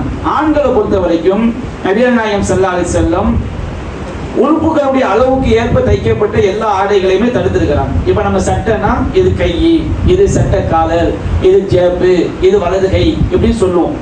அதே மாதிரி ஒரு பேண்ட்னா இது வலது கால், இது இடது கால்னு சொல்லுவோம். ஒரு தொப்பினா தலையை கவனிச்சு அது என்ன செய்யப்பட்டிருக்கும், தைக்கப்பட்டிருக்கும். அப்ப இந்த உறுப்புகளின் அளவுக்கு ஏற்ப தைக்கப்பட்ட ஆடைகள். ரசூலா தையல் இல்லாத ஆடைன்னு சொல்லல. ரசூலாட்ட கேட்கப்படுது, இஹ்ராமுடைய நிய்யத் வைத்தவர் எந்த ஆடையை அணியக்கூடாது சொல்லும் போது ரசூலா சொல்லிட்டாங்க, லா யல்பிசுல் முஹ்ரிமல் கமீஸ் வதல் இமாமா வதல் கதன் சிவா. ஒரு இஹ்ராமுடைய நிய்யத் வைத்தவர் வந்து சட்டை அணியக்கூடாது, சிர்வால் அணியக்கூடாது, தொப்பி அணியக்கூடாது, தலப்பாகை அணியக்கூடாது, நறுமணம் பூசப்பட்ட ஆடை செய்யக்கூடாது, அணியக்கூடாது. வலா சௌபன் மஸ்ஸஹு ஸஅஃபரான், ஸஅஃபரான் என்கின்ற நறுமணம் பூசப்பட்ட ஆடை என்ன செய்யக்கூடாது, அணியக்கூடாது அப்படின்னு ரசூல் ஸல்லல்லாஹு அலைஹி வஸல்லம் அவங்க சொல்றாங்க. அப்ப இதை கூட நீங்க பாத்தீங்கன்னா இது எல்லாமே தைக்கப்பட்ட ஆடைகள்ல வந்துடும். அப்ப இஹ்ராமுடைய நிய்யத் வைத்தவர் ஒரு கீழாடை ஒரு மேலாடை, தையல் இல்லாத ஆடைகள், அது வெள்ளை நிறத்துல தான் இருக்குன்னு அவசியம் இல்லை. வெள்ளை நிறம் தான் இஹ்ராமுடைய ஆடை நபியான சொல்லல. பொதுவாக நபியான சொல்லி இருக்கிறாங்க, இன்பத்துமின் சியாபிக்கும் அது பயான், உங்களுடைய ஆடைகள்ல வந்து வெள்ளை நிற ஆடை என்ன செய்யுங்க அணிங்க சொல்லி இருக்கிறாங்க. இஹ்ராமுக்கு வெள்ளை கலர்ல தான் இஹ்ராம் இருக்குன்னு அவசியம் இல்லை, எந்த கலர்லயும் அணிந்து கொள்ளலாம். ஆனால் ஒரு கீழாடை ஒரு மேலாடை, அந்த கீழாடை மேலாடையும் தையல் இல்லாத ஆடைகளாக என்ன செய்ய வேண்டியிருக்கும். கீழாடையை நினைச்சா மேலாடையை போர்த்திக்கலாம், மேலாடையை நினைச்சா கீழாடையை போர்த்திக்கலாம். அது ஒரு உறுப்புகள் அளவெடுத்து தைக்கப்பட. ஒரு வேட்டியை நீங்க தச்சுட்டா கூட அது கீழாடைன்னு ஆயிடும். இப்ப நம்ம வெள்ளை வேஷ்டி இருக்குது, அதை நம்ம தச்சுட்டா வச்சுருக்க மேல போர்த்த முடியுமா? அப்ப அது உறுப்புக்குரிய ஆடையா மாறிடும். அப்ப தையலே இல்லாம இருந்தால்தான் அது உறுப்புக்குரிய ஆடையா இருக்காது. துண்டை எடுத்து கீழே கட்டிக்கலாம், வேட்டியை விட்டு மேலே கட்டிக்கலாம். எப்போ செய்யலாம், அது தையலே இல்லாமல் இருக்கும்போது. அப்ப நபிகள் நாயகம் ஸல்லல்லாஹு அலைஹி வஸல்லம் இஹ்ராமுடைய நிய்யத் வைத்தவர் அணியக்கூடிய ஆடைகளை பேரை சொல்லி தடுத்துட்டாங்க. அதை ஃபுல்லா பார்க்கும்போது உறுப்புகளின் அளவுக்கு ஏற்ப தைக்கப்பட்ட ஆடைகளா என்ன செய்யும் இருக்கும். அப்ப நபிகள் நாயகம் ஸல்லல்லாஹு அலைஹி வஸல்லம் கீழாடை மேலாடை மட்டுமே இஹ்ராம் என்ன செஞ்சிருக்கிறாங்க, அணிஞ்சிருக்கிறாங்க. காலணி அணிஞ்சிக்கலாம். காலணியை பொறுத்த வரைக்கும் நம்முடைய கணுக்கால்கள் இருக்கு பாருங்க, கணுக்கால்களுக்கு மேல வராத எந்த செருப்பனாலும் போட்டுக்கலாம். இந்த மாதிரி செருப்பாக இருப்பது சிறந்தது, செப்பலா இருக்க சிறந்தது. ஆனால் நீங்க ஒரு கால் உரை அணிந்தாலும் சரி, ஒரு ஷூ அணிந்தாலும் சரி, அது எதுக்கு மேல வரக்கூடாது? கணுக்கால் முடி இருக்கு பாருங்க, அதுக்கு மேல மறைக்க கூடாது. அதுக்கு கீழே மறைச்சா கூட என்ன இல்லை, பிரச்சனை இல்லை. அப்ப சிறந்த காலணி எது? இந்த மாதிரி இஹ்ராம் நியத்து வைத்த பிறகு இந்த மாதிரி செருப்புகள் அணிவது என்னது சிறந்தது. மேல நம்ம விரல்களை மறைக்கக்கூடிய செருப்புகளா இருந்தாலும் பிரச்சனை இல்லை. ஆனால் எந்த செருப்பா இருந்தாலும், எந்த ஷூவா இருந்தாலும், எந்த சாக்ஸா இருந்தாலும் அது முழிக்கு மேல என்ன செய்யக்கூடாது, மறைக்க கூடாது. முழிக்கு கீழே தான் என்ன செய்யணும். முழிக்கு மேல வந்து வச்சுக்கிறீங்க, அது வெற்றியான ஷூ தான் செஞ்சிருக்காங்க, சொல்லியிருக்காங்க. அப்ப கேன்வாஸ் மாதிரி ஷூ போட்டா என்ன கிடையாது, தப்பு கிடையாது. அப்ப நம்ம இந்த மாதிரி விஷயங்களை இஹ்ராமுக்கு முன்னாடி நம்ம பேணிக்கணும். இப்ப நம்ம அந்த எல்லையில வச்சு உம்ராங்கிற வணக்கத்துக்குள்ள நுழைய போறோம், அது ஹஜ்ஜுங்கிற வணக்கத்துக்குள்ள என்ன செய்ய போறோம், நுழைய போறோம். இப்ப நம்ம இந்தியாவில இருந்து போறோம். இந்தியாவில இருந்து போகக்கூடிய நாம வந்து ஃபிளைட்ல தான் போவோம். ஃபிளைட்ல போகும்போது அந்த எல்லையில இறங்கி இதெல்லாம் நான் சொன்ன காரியங்கள் எல்லாத்தையும் என்ன செய்ய முடியாது, செய்ய முடியாது. அந்த எல்லையில இறங்கி என்ன செய்ய முடியாது, செய்ய முடியாது. நபிகள் நாயகம் ஸல்லல்லாஹு அலைஹி வஸல்லம் அந்த எல்லையில வச்சும் உம்ராக்காண்டி கிளம்பும் போது அந்த எல்லையில வச்சு அவங்க இந்த மாதிரி காரியங்கள் செஞ்சிருக்கிறாங்க. சில தடவை அவங்க உம்ராக்கு செல்லும் போது என்ன செஞ்சிருக்கிறாங்க, நமக்கு 4 உம்ரா செஞ்சிருக்கிறாங்க. வீட்டுல இருந்தே அவங்க என்ன செஞ்சிருக்கிறாங்க, நல்ல குளிச்சு எண்ணெய் தேய்ச்சி நறுமணம், உடம்புல நறுமணம் பூசிக்கொண்டு இஹ்ராமுடைய முஹ்ரிம், அதாவது இஹ்ராமுடைய நியத் வைத்து அணியக்கூடிய ஆடையை அணிந்து கொண்டு அந்த எல்லையில வந்து என்ன செய்ய துவைக்கலாம். அப்ப நீங்க வீட்டுல இருந்து என்ன செய்யலாம், அணிந்து கொண்டு கிளம்புனாலும் என்ன கிடையாது, தப்பு கிடையாது. அது ஏர்போர்ட்ல இருந்து நீங்க அணிந்து கொண்டு கிளம்பினாலும் தப்பு கிடையாது. இப்ப ஆண்களை பொறுத்த வரைக்கும் என்ன செய்வாங்க, சில ஆளுங்க இந்தியாவில இருந்து ஏர்போர்ட்ல இருந்து டைரக்டா போகக்கூடியவங்க இருப்பாங்க. இங்க இருந்து ஒரு ஏர்போர்ட்டுக்கு போய் அங்க ஒரு 4 மணி நேரம் 5 மணி நேரம் ரெஸ்ட் எடுத்துட்டு மாறி போகக்கூடியவங்களும் இருப்பாங்க. ஆனால் நாம வீட்டுல இருந்தே குளிச்சுட்டு போனாலும் சரி, அல்லது ஏர்போர்ட்ல போய் குளிச்சுட்டு போனாலும் சரி, அல்லது நீங்க இன்னொரு ஏர்போர்ட்ல போய் குளிச்சுட்டு போனாலும் சரி, ஆனால் அந்த எல்லையில இறங்கி செய்ய முடியாதவங்க என்ன செய்யலாம், அவங்க வந்து முன்கூட்டியே நம்ம வீட்டுல இருந்து என்ன செஞ்சுக்கலாம், இந்த காரியங்களை செஞ்சுக்கலாம். அல்லது சென்னையில போய் ஒன்னா தங்க வேண்டியிருக்கு, அப்படி நீங்க ஃபிளைட் ஏனும் நேரடியா அந்த எல்லையை தாண்டி ஜித்தால போய் இறக்கிடுவாங்க. அப்ப நாம ஏர்போர்ட்ல இருந்து என்ன செஞ்சுக்கணும், இஹ்ராமுக்கு முன்னாடி குளிக்க சுன்னத், குளிக்கிறது நம்ம செஞ்சுக்கலாம். உடம்புல நறுமணம் பூசிக்கணும், எண்ணெய் தேய்ச்சி தலைவாரிக்கணும், ஆண்களும் பெண்களும். இந்த மாதிரி செய்து கொண்டு நாம என்ன செய்யறோம், அந்த எல்லைக்கு வந்துடும். ஃபிளைட் போகும்போது கவனமா இருக்கணும். ஃபிளைட்ல ஏறி உட்காந்து பயணத்துவா போகும்போது அந்த எல்லை வந்துடும். அந்த எல்லை வந்த உடனே அவங்க அறிவிப்பாங்க, நீங்க வந்து நம்ம வீட்டுல இருந்து கிளம்பும் போதே ஹஜ்ஜுக்குரிய நியத்துல தான் கிளம்புறோம். எல்லையில வச்சு ஓதக்கூடிய எந்த நியத்தும் கிடையாது. வீட்டுல நம்ம கிளம்புறது குளிக்கிறது எல்லாமே ஹஜ்ஜு அந்த நியத்துல தான் சரி. இந்த மாதிரி அமால் பின்னியாத், நியத் இல்லாம எந்த அமல்களும் ஏற்றுக்கொள்ளப்படாது. அப்ப நம்ம வீட்டுல இருந்து கிளம்புறது எல்லாமே ஹஜ்ஜுக்கு போறோம் அப்படிங்கிற எண்ணத்துல தான் கிளம்புறோம், அதுதான் நியத். ஆனா அந்த எல்லையில் வைத்து நாம உம்ராக்குள்ள நுழைகிறோம், ஹஜ்ஜுக்குள்ள நுழைகிறோம் என்பதற்கு குறிப்பிட்ட வாசகங்கள், அது நியத் அல்ல, குறிப்பிட்ட வாசகங்களை சொல்லி நாம் அதுக்குள்ள என்ன செய்யறோம், நுழையிறோம். இந்த நியத்தை தான் வச்சுக்கிறேங்க. ஒரு ஆள் செய்யறாரு, நல்ல பயங்கர நல்ல விளையாடிட்டு வந்து ஒழுவு செய்யறவங்க எண்ணம் இல்லாமலே ஒழுவு செய்யற மாதிரியே உடம்பு கழுவுறாரு. இது ஒழுவு அவமானம் ஆகாது. ஏன்னா எந்த ஒரு வணக்கத்துக்கு எது அவசியம், நம்ம அந்த எந்த இதைத்தான் செய்யறவங்க எண்ணத்துல செய்யணும். ஒரு ஆள் செய்யறாரு, தொழுகிறவங்க நோக்கம் இல்லாம தொழுக மாதிரியே குனிஞ்சு நின்றுறாரு, அது தொழுகை ஆகும்னா தொழுகை என்ன செய்யாது, ஆகாது. அப்ப நம்ம ஹஜ்ஜுக்கு வந்து நியத் அவசியம். நியத் இல்லாத பணத்தை ஏற்றுக்கொள்ளப்படாது. நியத் என்பது எண்ணம். நம்ம வீட்டுல இருந்து கிளம்புறது, நம்ம பாஸ்போர்ட் கொடுத்தது, நமக்கு ஹஜ்ஜு கமிட்டி பதிவு பண்ண எல்லாமே நம்ம அந்த எண்ணத்துல தான் செய்யறோம். நம்ம நியத் இல்லாம என்ன செய்யல. இந்த எல்லைக்கு வந்தோடனே நாம குறிப்பிட்ட வாசகத்தை சொல்ல பிறகு நாம அந்த வணக்கத்துக்குள்ள நுழையும். இப்ப ஹஜ்ஜை பொறுத்த வரைக்கும் நபிகள் நாயகம் ஹதீஸ்களை நம்ம பார்க்கும்போது 3 விதமான ஹஜ் இருக்கு. ஒண்ணு வந்து ஹஜ்ஜே இஃப்ராத், அதாவது ஹஜ்ஜை மட்டும் செய்யறது. இன்னொன்று வந்து ஹஜ்ஜே கிரான். இந்த ஹஜ்ஜே கிரான் அப்படிங்கிறது வந்து ஹஜ்ஜுக்கு போகக்கூடியவங்க வீட்டில இருந்து என்ன செய்வாங்க, பலிப்பிராணியை அழைச்சிட்டு போவாங்க. இது நமக்கு வந்து சாத்தியம் கிடையாது, இது நம்ம செய்யவும் முடியாது. நம்ம ஃபிளைட்ல அதுல எல்லாம் பலிப்பிராணி நம்ம கையோட என்ன செய்ய முடியாது, அழைச்சி கொண்டு போக முடியாது. அது நிலப்பரப்பா இருந்தா மட்டும்தான் அவங்க என்ன செய்வாங்க, வீட்டுல இருந்தே பலிப்பிராணிய அழைச்சிட்டு போவாங்க. இந்த பலிப்பிராணியை அழைச்சிட்டு போறவங்க வந்து தொழுகச்சிப்பறை 10ல தான் அவங்க வந்து தலையை மடிக்கிறதுக்கு அனுமதி இருக்கு. இப்ப நம்ம இங்க இருந்து இந்தியாவில இருந்து போறோமா இல்லைங்களா, நாம வந்து அங்க போய் தான் பலிப்பிராணி வாங்குவோம். அப்ப நம்ம அங்க போய் பலிப்பிராணிக்கு வந்து நம்ம உங்களுக்கு பணம் கட்டிடுவாங்க, ஒவ்வொரு ஆளுக்கும் என்ன செய்வாங்க, பணம் கட்டிடுவாங்க. இப்ப நம்ம ஊர்ல கொடுக்கக்கூடிய குர்பானி வேற, ஹஜ்ஜில் கொடுக்கக்கூடிய குர்பானி வேற. ஊர்ல கொடுக்கக்கூடிய குர்பானி என்பது அது நமக்கு சுன்னத், கட்டாய கடமை கிடையாது. ஹஜ்ஜில் கொடுக்கக்கூடிய குர்பானி என்பது தமத்து முறையில் ஹஜ்ஜி, தமத்துனா என்னென்ன விளக்க, தமத்து முறையில் ஹஜ்ஜி செய்ய கட்டாய கடமை. அது ஒவ்வொருவரும் செய்யணும். ஒரு குடும்பத்துல இந்த மனைவி, கணவன், மனைவி, புள்ள 3 போறாங்கன்னா கணவனும் குர்பானி கொடுக்கணும், மனைவியும் குர்பானி கொடுக்கணும், பிள்ளையும் குர்பானி கொடுக்கணும். நம்முடைய மார்க்கத்துல வந்து ஃபர்து ஐன், ஃபர்து கிஃபாயான்னு இருக்கு. ஃபர்து ஐன்னா என்ன, லுகர் தொழுக. ஒரு வீட்டுல வந்து தகப்பனார் தொழுதுட்டார் லுகர், அது மனைவிக்கு போதுமான போதாது, மனைவியும் லுகர் தொழணும், பிள்ளைங்களும் என்ன செய்யணும், லுகர் தொழுகணும். இப்ப ஜனாசா தொழுகிறதுக்கு ஒரு ஆள் மௌத்தாயிட்டாரு, ஒரு ஊர்ல உள்ள ஒரு ஆள் அவருக்கு ஜனாசா தொழுதா கூட மற்ற மூமின்கள் மேல உள்ள கடமை நீங்க. அப்ப அந்த மாதிரி இந்த ஹஜ்ஜில் கொடுக்கக்கூடிய குர்பானி என்பது ஃபர்து ஐன், அதாவது ஒவ்வொருவருமே அவங்க என்ன செய்யணும், குர்பானி வந்து கொடுத்தாங்க. இப்ப நம்ம வீட்டுல வந்து ஒரு மாடு பிடிக்கணும் வச்சுக்கிடுங்க, ஒரு பங்கு என்பது ஒரு குடும்பத்துக்கு போதும். ஆனா ஹஜ்ஜில் வந்து ஒரு பங்கு என்பது ஒரு ஆளுக்கு தான், ஒரு ஆடு என்பது ஒரு ஆளுக்கு தான். ஒரு மாட்டுல 7 பேர், அதிகபட்சம் 7 பேர் பங்கு சேர்றாங்கன்னா ஒரு ஆளுக்கு தான் ஒரு பங்கு. அப்ப கணவனும் குர்பானி கொடுக்கணும், மனைவியும் குர்பானி கொடுக்கணும், பிள்ளை யார் யார் ஹஜ்ஜுக்கு போறாங்க ஒவ்வொருவரும் சார்பாக குர்பானி நிறைவேற்றப்படணும். அப்ப இந்த பலிப்பிராணியை வந்து கையோட கொண்டு போவாங்க. கையோட கொண்டு போறவங்க வந்து கிரான் முறையில தான் ஹஜ்ஜி செய்யணும், அதுதான் அவங்களுக்கு சிறந்தது. கையோட கொண்டு போகாம அங்க போய் பலிப்பிராணி வாங்குவாங்க. இப்ப நம்ம இந்தியாவில இருந்து போறவங்களுக்கு எல்லாமே உங்களுக்கு பலிப்பிராணிக்கு குர்பானி கொடுக்கறது காசு என்ன செய்யப்பட்டுருவாங்க, எடுத்துருவாங்க. உங்களுக்கு கண்டிப்பா என்ன செஞ்சிருவாங்க, நீங்க அதுக்கும் சேர்த்தானே செய்றீங்க, காசு கட்டுறீங்க. அப்ப அங்க போய் பலிப்பிராணி வாங்குறவங்களுக்கு நபிகள் நாயகம் ஸல்லல்லாஹு அலைஹி வஸல்லம் தமத்து முறையில தான் ஹஜ்ஜி செய்யணும் உத்தரவிட்டாங்க. வேற முறையை செய்யக்கூடாது, தமத்து தான் சிறந்தது. நபிகள் நாயகம் சொன்னாங்க, அதாவது தமத்து முறைனா என்ன, எல்லையில வச்சு உம்ரா காண்டி நம்ம வாசகத்தை சொல்லி உம்ராவை நிறைவேற்றிட்டு பிறகு நாம உம்ராவில இருந்து வெளியே வந்துடுறோம், இஹ்ராம்ல இருந்து வெளியே வந்துடுறோம். இஹ்ராம்ல இருந்து வெளியே வந்த பிறகு துல்ஹஜ் பிறை 8ல ஹஜ்ஜுக்காண்டி மக்காவில இருந்தே நம்ம என்ன செய்யறது, இஹ்ராமுக்குள்ள நுழைகிறது. இதுதான் தமத்து.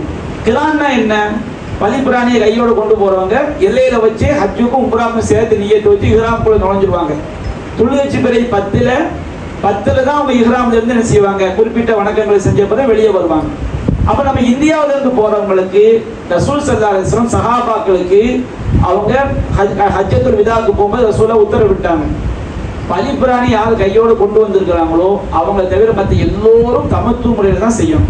ரசூல்லாவே என்ன செய்யறாங்கன்னா, அல்லாஹ் வந்து ஜிப்ரீல் மூலமா உத்தரவிடுறான், யார் அதாவது தமத்து முறையில ஹஜ்ஜு செய்வதுதான் சிறந்ததுன்னு சொல்லி. ரசூல் ஸல்லல்லாஹு அலைஹி வஸல்லம் பலிப்பிராணியை கையோடு கொண்டு வந்துட்டாங்க. ரசூல்லா, அபூபக்கர், ஒரு சில சஹாபாக்கள் கையோடு கொண்டு வந்துட்டாங்க. மற்ற சஹாபாக்கள் அங்க போய் தான் வாங்குவாங்க. அப்போ நபிகள் நாயகம் சொல்றாங்க, நான் என்னுடைய பலிப்பிராணியை வந்து கையோடு கொண்டு வந்திருக்காட்டா நான் என்ன செஞ்சிருப்பேன், தமத்து முறையில தான் ஹஜ்ஜி செஞ்சிருப்பேன். தமத்து முறையில ஹஜ்ஜி செய்யறது என்ன அர்த்தம், முதல்ல என்ன செய்யணும், எல்லையில இருந்து உம்ராக்கான நியத்து வைக்கிறது. உம்ராக்கான நியத்து வச்சு மக்காவில் போய் உம்ராவை முடிச்சுட்டு இஹ்ராம்ல இருந்து வெளியே வந்துடும். இஹ்ராம்ல இருந்து வெளியே வந்த பிறகு பிறை 8 அன்னைக்கு ஹஜ்ஜுக்காண்டி இஹ்ராம் கட்டுறது. இதுதான் தமத்து. இந்த மாதிரி அல்லாஹ் ரப்பல் ஆலமீன் இதைத்தான் அல்லாஹ் விரும்புறான். அல்லாஹ் ரப்பல் ஆலமீன் நமக்கு வந்து உம்ராவை முடிச்சுட்டு இஹ்ராம்ல இருந்து வெளியே வந்ததுக்கு நமக்கு சலுகை தந்ததுனால அல்லாஹ்க்கு நன்றி செலுத்துறதுக்காண்டி ஒரு குர்பானி பிராணியை கண்டிப்பாக அறுத்து பலியிட வேண்டும் என்று அல்லாஹ் சொல்லி காட்டணும். ஃபமன் தமத்தஅ பில் உம்ரத்தி இலல் ஹஜ், யார் வந்து ஹஜ்ஜையும் உம்ராவையும் தமத்து முறையில் நிறைவேற்றுகிறாரோ அவர் என்ன செய்ய வேண்டும், ஃபமஸ்தைஸர மினல் ஹதி, அவர் தன்னால் இயன்ற பலிப்பிராணியை கொடுக்க வேண்டும். அது கட்டாய கடமை. இயன்ற பலிப்பிராணி ஒட்டகம் சிறந்தது, ஒட்டகம் கொடுக்குற அளவுக்கு முடியாதுன்னா மாடு சிறந்தது, மாடு கொடுக்குற அளவுக்கு முடியாதுன்னா ஆடு என்னது சிறந்தது. இப்போ நம்ம எல்லையிலேருந்து நமக்கு ஆரம்பிக்குன்னு சொல்றோம். நம்ம இந்தியாவில இருந்து போறவங்க வந்து நம்ம தமத்து முறையில் தான் செய்வோம். தமத்துனா என்ன, நான் உங்களுக்கு விளக்கியிருக்கிறேன்.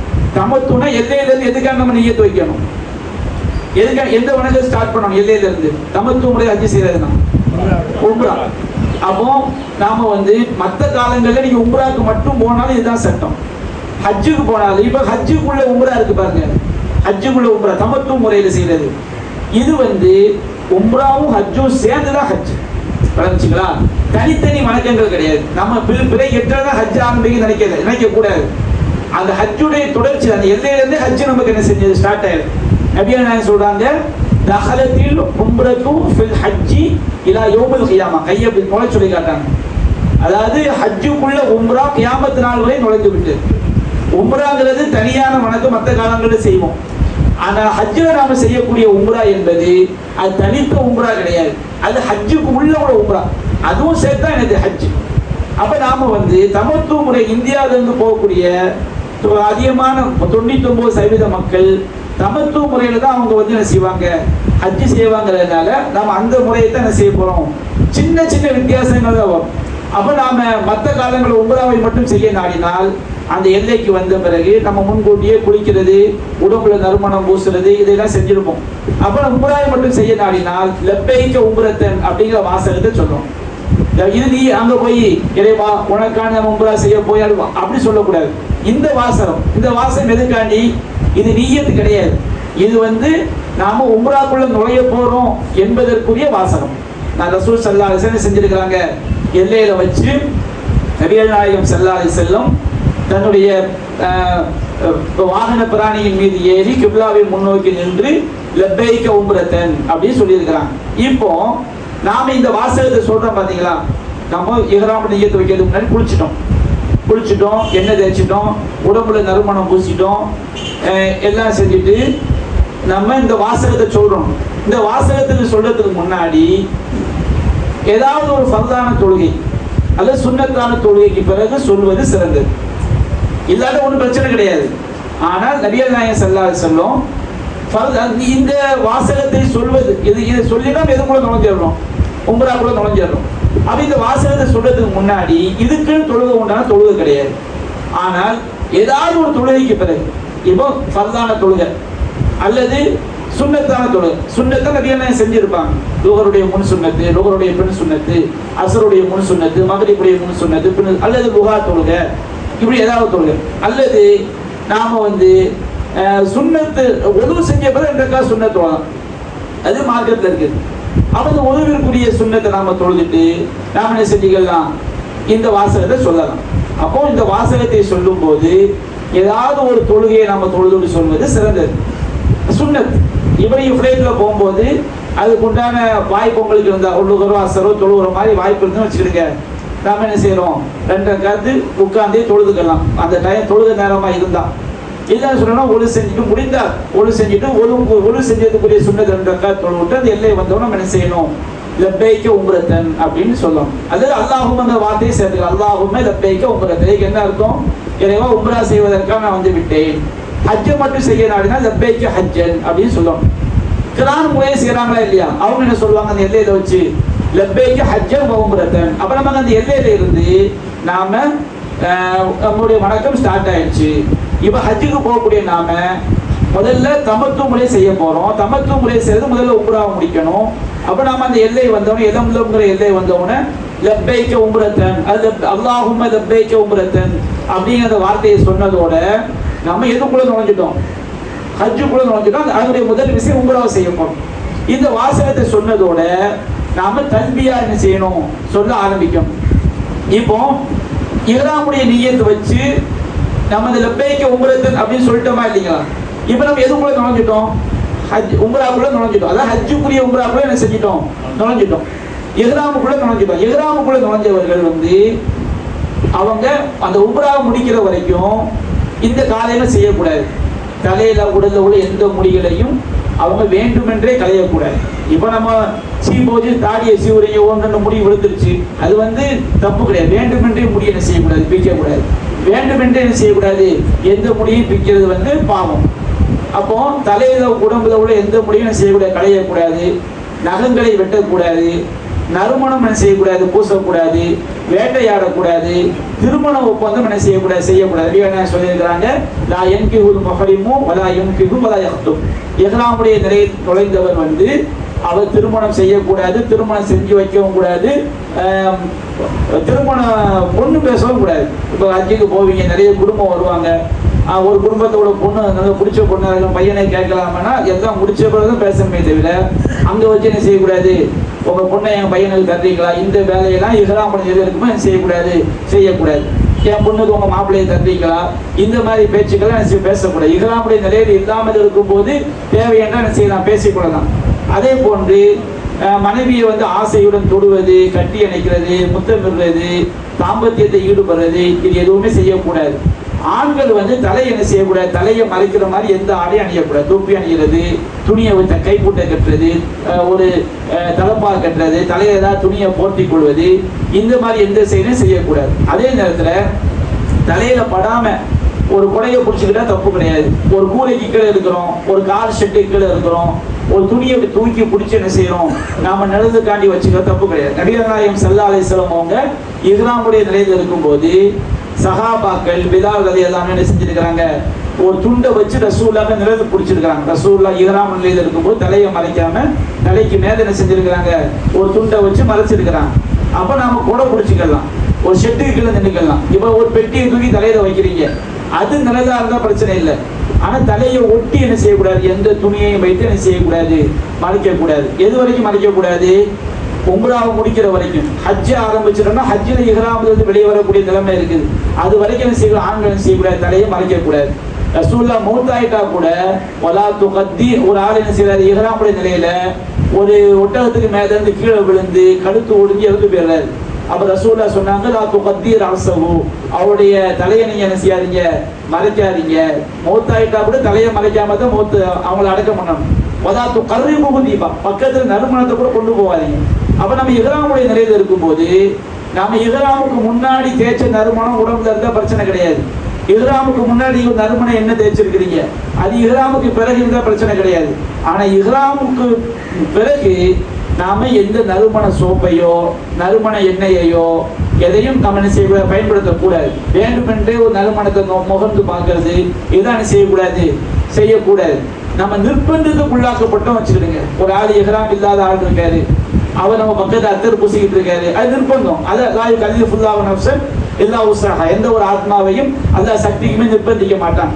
அப்ப நாம என்ன செய்யக்கூடாது, இந்த மாதிரி எந்த நறுமணங்களையும் பூசக்கூடாது. அல்லாஹ் ரப்பல் ஆலமீன் இயற்கையாக கொடுத்திருக்கக்கூடிய பழங்களுடைய அந்த மனம் என்பது நறுமணத்தை சேராது. ஒரு எலுமிச்சை பழம் இருக்குது, நீங்க வாந்தி வர்றதுக்காண்டி வாந்தி அடக்கணுங்கிறதுக்காண்டி அதை மோந்து பார்த்துக்கிறீங்க, அது என்ன கிடையாது, தப்பு கிடையாது. ஆனா கோடாலி தைலம் என்ன செய்யக்கூடாது, பூசக்கூடாது. இஹ்ராம் நிய்யத் வச்ச பிறகு தலைவலி வந்துருச்சு, நீங்க என்ன செஞ்சுக்கலாம், மாத்திரை போட்டுக்கலாம். மாத்திரை போட்டா தப்பு கிடையாது. தைலம் உங்களுக்கு வேற வழியே இல்லை, தைலம் பூசினாதான் எனக்கு தலைவலி விடும் நிர்பந்தம் ஆயிட்டுன்னு வச்சுக்கிடுங்க. நிர்பந்தத்துக்கு அதான் மன்னிச்சுதான், நமக்கு எந்த பரிகாரம் என்ன செய்யாது, கிடையாது. அறியாம செஞ்சாலும் என்ன கிடையாது, பரிகாரம் கிடையாது. அப்போ நம்ம இஹ்ராமுடைய நிய்யத் வைத்த பிறகு நறுமண ஷாம்பு, நறுமண சோப்பு, நறுமண எண்ணெய்கள் எதையுமே பயன்படுத்தக்கூடாது. நம்ம உடம்பை சுத்தப்படுத்துறதுக்காண்டி நறுமணம் இல்லாத சோப்புகள் அங்கே இருக்குது, அந்த சோப்பையும் நம்ம என்ன செஞ்சுக்கலாம், பயன்படுத்திக்கலாம். அது நம்ம என்ன செய்யணும், கவனமா இருக்கணும். அதே மாதிரி ஆண்கள் வந்து இஹ்ராமுடைய நிய்யத் வச்ச பிறகு தையல் ஆடை என்ன செய்யக்கூடாது, அணியக்கூடாது. நீங்க வந்து தையல் இல்லாத ஒரு துண்டை உடுத்து குளிச்சுக்கலாம். குளிச்சுட்டு நம்ம என்ன செஞ்சுக்கலாம், இஹ்ராமுடைய ஒண்ணுக்கு 2 ட்ரெஸ் வச்சிருக்கீங்க வச்சிருங்க, ஒன்று இஹ்ராமுடைய நிய்யத் வச்ச பிறகு எத்தனை தடவை குளிச்சுக்கலாம். குளிக்கிறது என்ன கிடையாது, தப்பு கிடையாது. நறுமணத்தை பூசிடக்கூடாது. அப்ப நீங்க எத்தனை தடவை குளிச்சாலும் 2 ட்ரெஸ் இருக்குதா மாத்தி மாத்தி தையல் இல்லாத ஆடையை அணிஞ்சுக்கணும். அது தையல் இல்லாத ஒரு துண்டை உடுத்து குளிச்சுக்கணும். குளிச்சுட்டு என்ன செஞ்சுக்கணும், இஹ்ராம் ஆடையை நம்ம இஹ்ராமின் ஆடையை என்ன இருக்கும், தையல் இல்லாத ஒரு கீழாடை ஒரு மேலாடை அதை நாம அணிஞ்சுக்கணும். அதே மாதிரி கையுறைகள் ஆண்களும் பெண்களும் கையுறை என்ன செய்யக்கூடாது, அணியக்கூடாது. கையுறை என்ன செய்ய, அதான் உறுப்புகளுடைய அளவுக்கு ஏற்ப உள்ள ஆடைகள் வந்ததா இல்லையா. ரசூலுல்லாஹ் கையுறை அணிவதை என்ன செஞ்சிருக்கிறாங்க, தடுத்திருக்கிறாங்க. பெண்கள் வந்து முகத்தை என்ன செய்யக்கூடாது, மறைக்கக்கூடாது, கையுறை அணியக்கூடாது. அதே மாதிரி ஆண்கள் வந்து காதுரை வந்து அணியக்கூடாது. அப்படி காதுரை அணியணும்னு சொன்னோம்னா அந்த முழிக்கு கீழே என்ன செய்யணும், அணிந்து கொள்ளலாம்.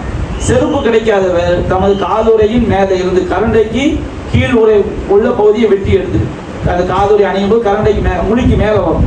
அப்ப அந்த முடியிலிருந்து அதுக்கு மேலே உள்ள பகுதியை வெட்டி எடுத்துட்டு அதை என்ன செஞ்சுக்கலாம், அணிந்து கொள்ளலாம்.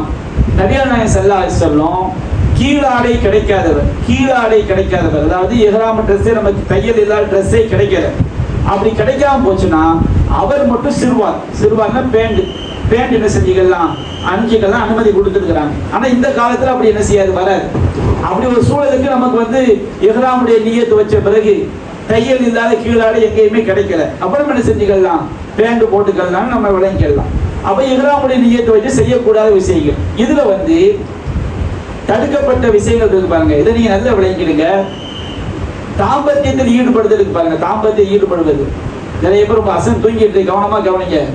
தாம்பத்தியத்தில் ஈடுபடுவது, ஏன்னா இது இடையில காமெடி அடிச்சோம்னா டைம் நமக்கு என்ன செஞ்சிடும், ஓடிடும்.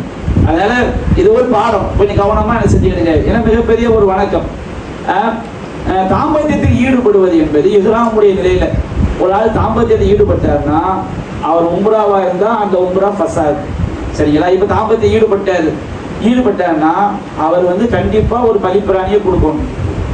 ரெண்டு பேருமே, கணவன் மனைவி ரெண்டு தப்பு செஞ்சு ரெண்டு பேருமே ஒரு பலிப்பிராணியை இஹ்ராமுடைய நிலையில அவங்களுக்கு அந்த உம்ரா கூடுமானா கூடாது, அந்த ஹஜ்ஜு கூடுமானா கூடாது. திரும்ப அவங்க ஹஜ்ஜை நிறைவேற்றக்கூடிய காலத்துல இருந்தாங்கன்னா எல்லைக்கு அந்த ஹஜ்ஜை அவங்க திரும்ப நியத்தோடு செய்யணும். இல்லைன்னா அடுத்த வருஷம் தான் என்ன செய்யணும், ஹஜ்ஜு செய்யணும். இப்போ ஒரு ஆள் ஹஜ்ஜில் இருக்கும்போது தாம்பத்தியத்தில் ஈடுபட்டார், கணவனும் மனைவியும் தாம்பத்தியத்தில் ஈடுபட்டாங்கன்னா அவங்க ஹஜ்ஜில் உள்ள மற்ற வணக்கங்களை செய்யணும். ஒரு பலிப்பிராணியை அவங்க கொடுக்கணும். கொடுத்த பிறகு அந்த ஹஜ்ஜு அவங்களுக்கு கூடுமானா கூடாது. ஹஜ்ஜு கடமை அவர் அப்பதான் முத ஹஜ்ஜு செய்யறாரு. ஹஜ்ஜு கடமை நீங்குமானா நீங்காது. திரும்ப அந்த கடமையை நீக்கிறதுக்கு அடுத்த தடவை தான் என்ன செய்யணும், ஹஜ்ஜு செய்யணும். அப்போ இது தாம்பத்தியத்தில் ஈடுபடுவது என்பது இஹ்ராமுடைய நிலையில அந்த அமலையே என்ன செஞ்சிடும், அழிச்சிடும். மற்ற இந்த தடுக்கப்பட்ட எந்த விஷயமா இருந்தாலும், தாம்பத்தியம் உட்பட எந்த விஷயமா இருந்தாலும் ஒரு ஆளு தெரியாம உண்மையிலே மறந்து உண்மையிலே தெரியாம செஞ்சிட்டாங்கன்னா அவருக்கு எந்த பரிகாரம் கிடையாது. ஏன்னா குர்ஆன்ல அல்லாஹ் சொல்லிட்டான், லாயு ஆஹிதுக்கும் அல்லாஹு பில்லஹு ஃபி ஐமானிக்கும், உங்களுடைய சத்தியங்கள்ல வீணானதை கொண்டு அல்லாஹ் பிடிக்க மாட்டான். வலாக்கின் மா தஅம்மதத் குலூபுக்கும், உங்களுடைய உள்ளங்கள் தெரிந்தே செய்யக்கூடிய வேண்டுமென்றே செய்யக்கூடிய விஷயங்களை தண்டிப்போம். ரப்பனா லா துஆஹிதுனா இன் நஸீனா வஅக்தனா, இறைவா நாங்கள் மறதியாகவோ தெரியாமலோ செய்து விட்டால் எங்களை தண்டித்து விடாது. அப்ப இந்த விஷயங்கள் எதையுமே ஒரு ஆள் தெரியாம செஞ்சிட்டாரு, உங்க இஹ்ராம் நியத்தை வச்சு நறுமணத்தை பூசிட்டாரு, எனக்கு இந்த சட்டம் தெரியாதுங்க அப்படின்னா அவர் கழுவுனா போதும். அல்லது அவர் மறதியா செஞ்சிட்டாரு, அப்போ அவர் கழுவுனா போதும், அவருக்கு எந்த பரிகாரம் கிடையாது. இதுல உள்ள ஏதாவது ஒரு விஷயங்களை வேண்டுமென்றே செய்தார். எப்படி செய்தார் தெரியும், அவருக்கு தலையை மலிக்க கூடாதுன்னு தெரியும். தலையை மலிக்க கூடாதுன்னு தெரிஞ்சுட்டு வேண்டும்னே என்ன செய்யறாரு, தலையை ஃபுல்லா மலிக்கிறாரு. நிர்பந்தம் ஆயிடுச்சுன்னா அதுக்கு சட்டம் இருக்குது. அதாவது வேண்டுமே ஒரு நோயினால் செய்யறது. அப்ப வேண்டுமென்றே செய்தால் என்ன சட்டம் அப்படின்னு நபியான குர்ஆன் அல்லாஹ் சொல்லி காட்டுகின்றான். அதாவது ஃபமன்கான மின்கும் அதன், யாருடைய தலை யார் நோவினின் காரணமாக எதிராமலை நிலையில் இருக்கும் தலையை மலிச்சிட்டாரோ அவர் என்ன செய்ய வேண்டும், அவர் அல்லாஹ் சொல்லி காட்டிய சியாமின் அவ் சதகத்தின் அவ் நுசுக்கின், அவர் 3 நோன்பு வைக்கணும். 3 நோன்பு என்ன செய்யணும், வைக்கணும். இதை விட அதாவது தாம்பத்தியம் அல்லாத மற்ற பாவங்களை வேண்டுமென்றே செய்தார் அவர் 3 நோன்பு என்ன செய்யணும், வைக்கணும்.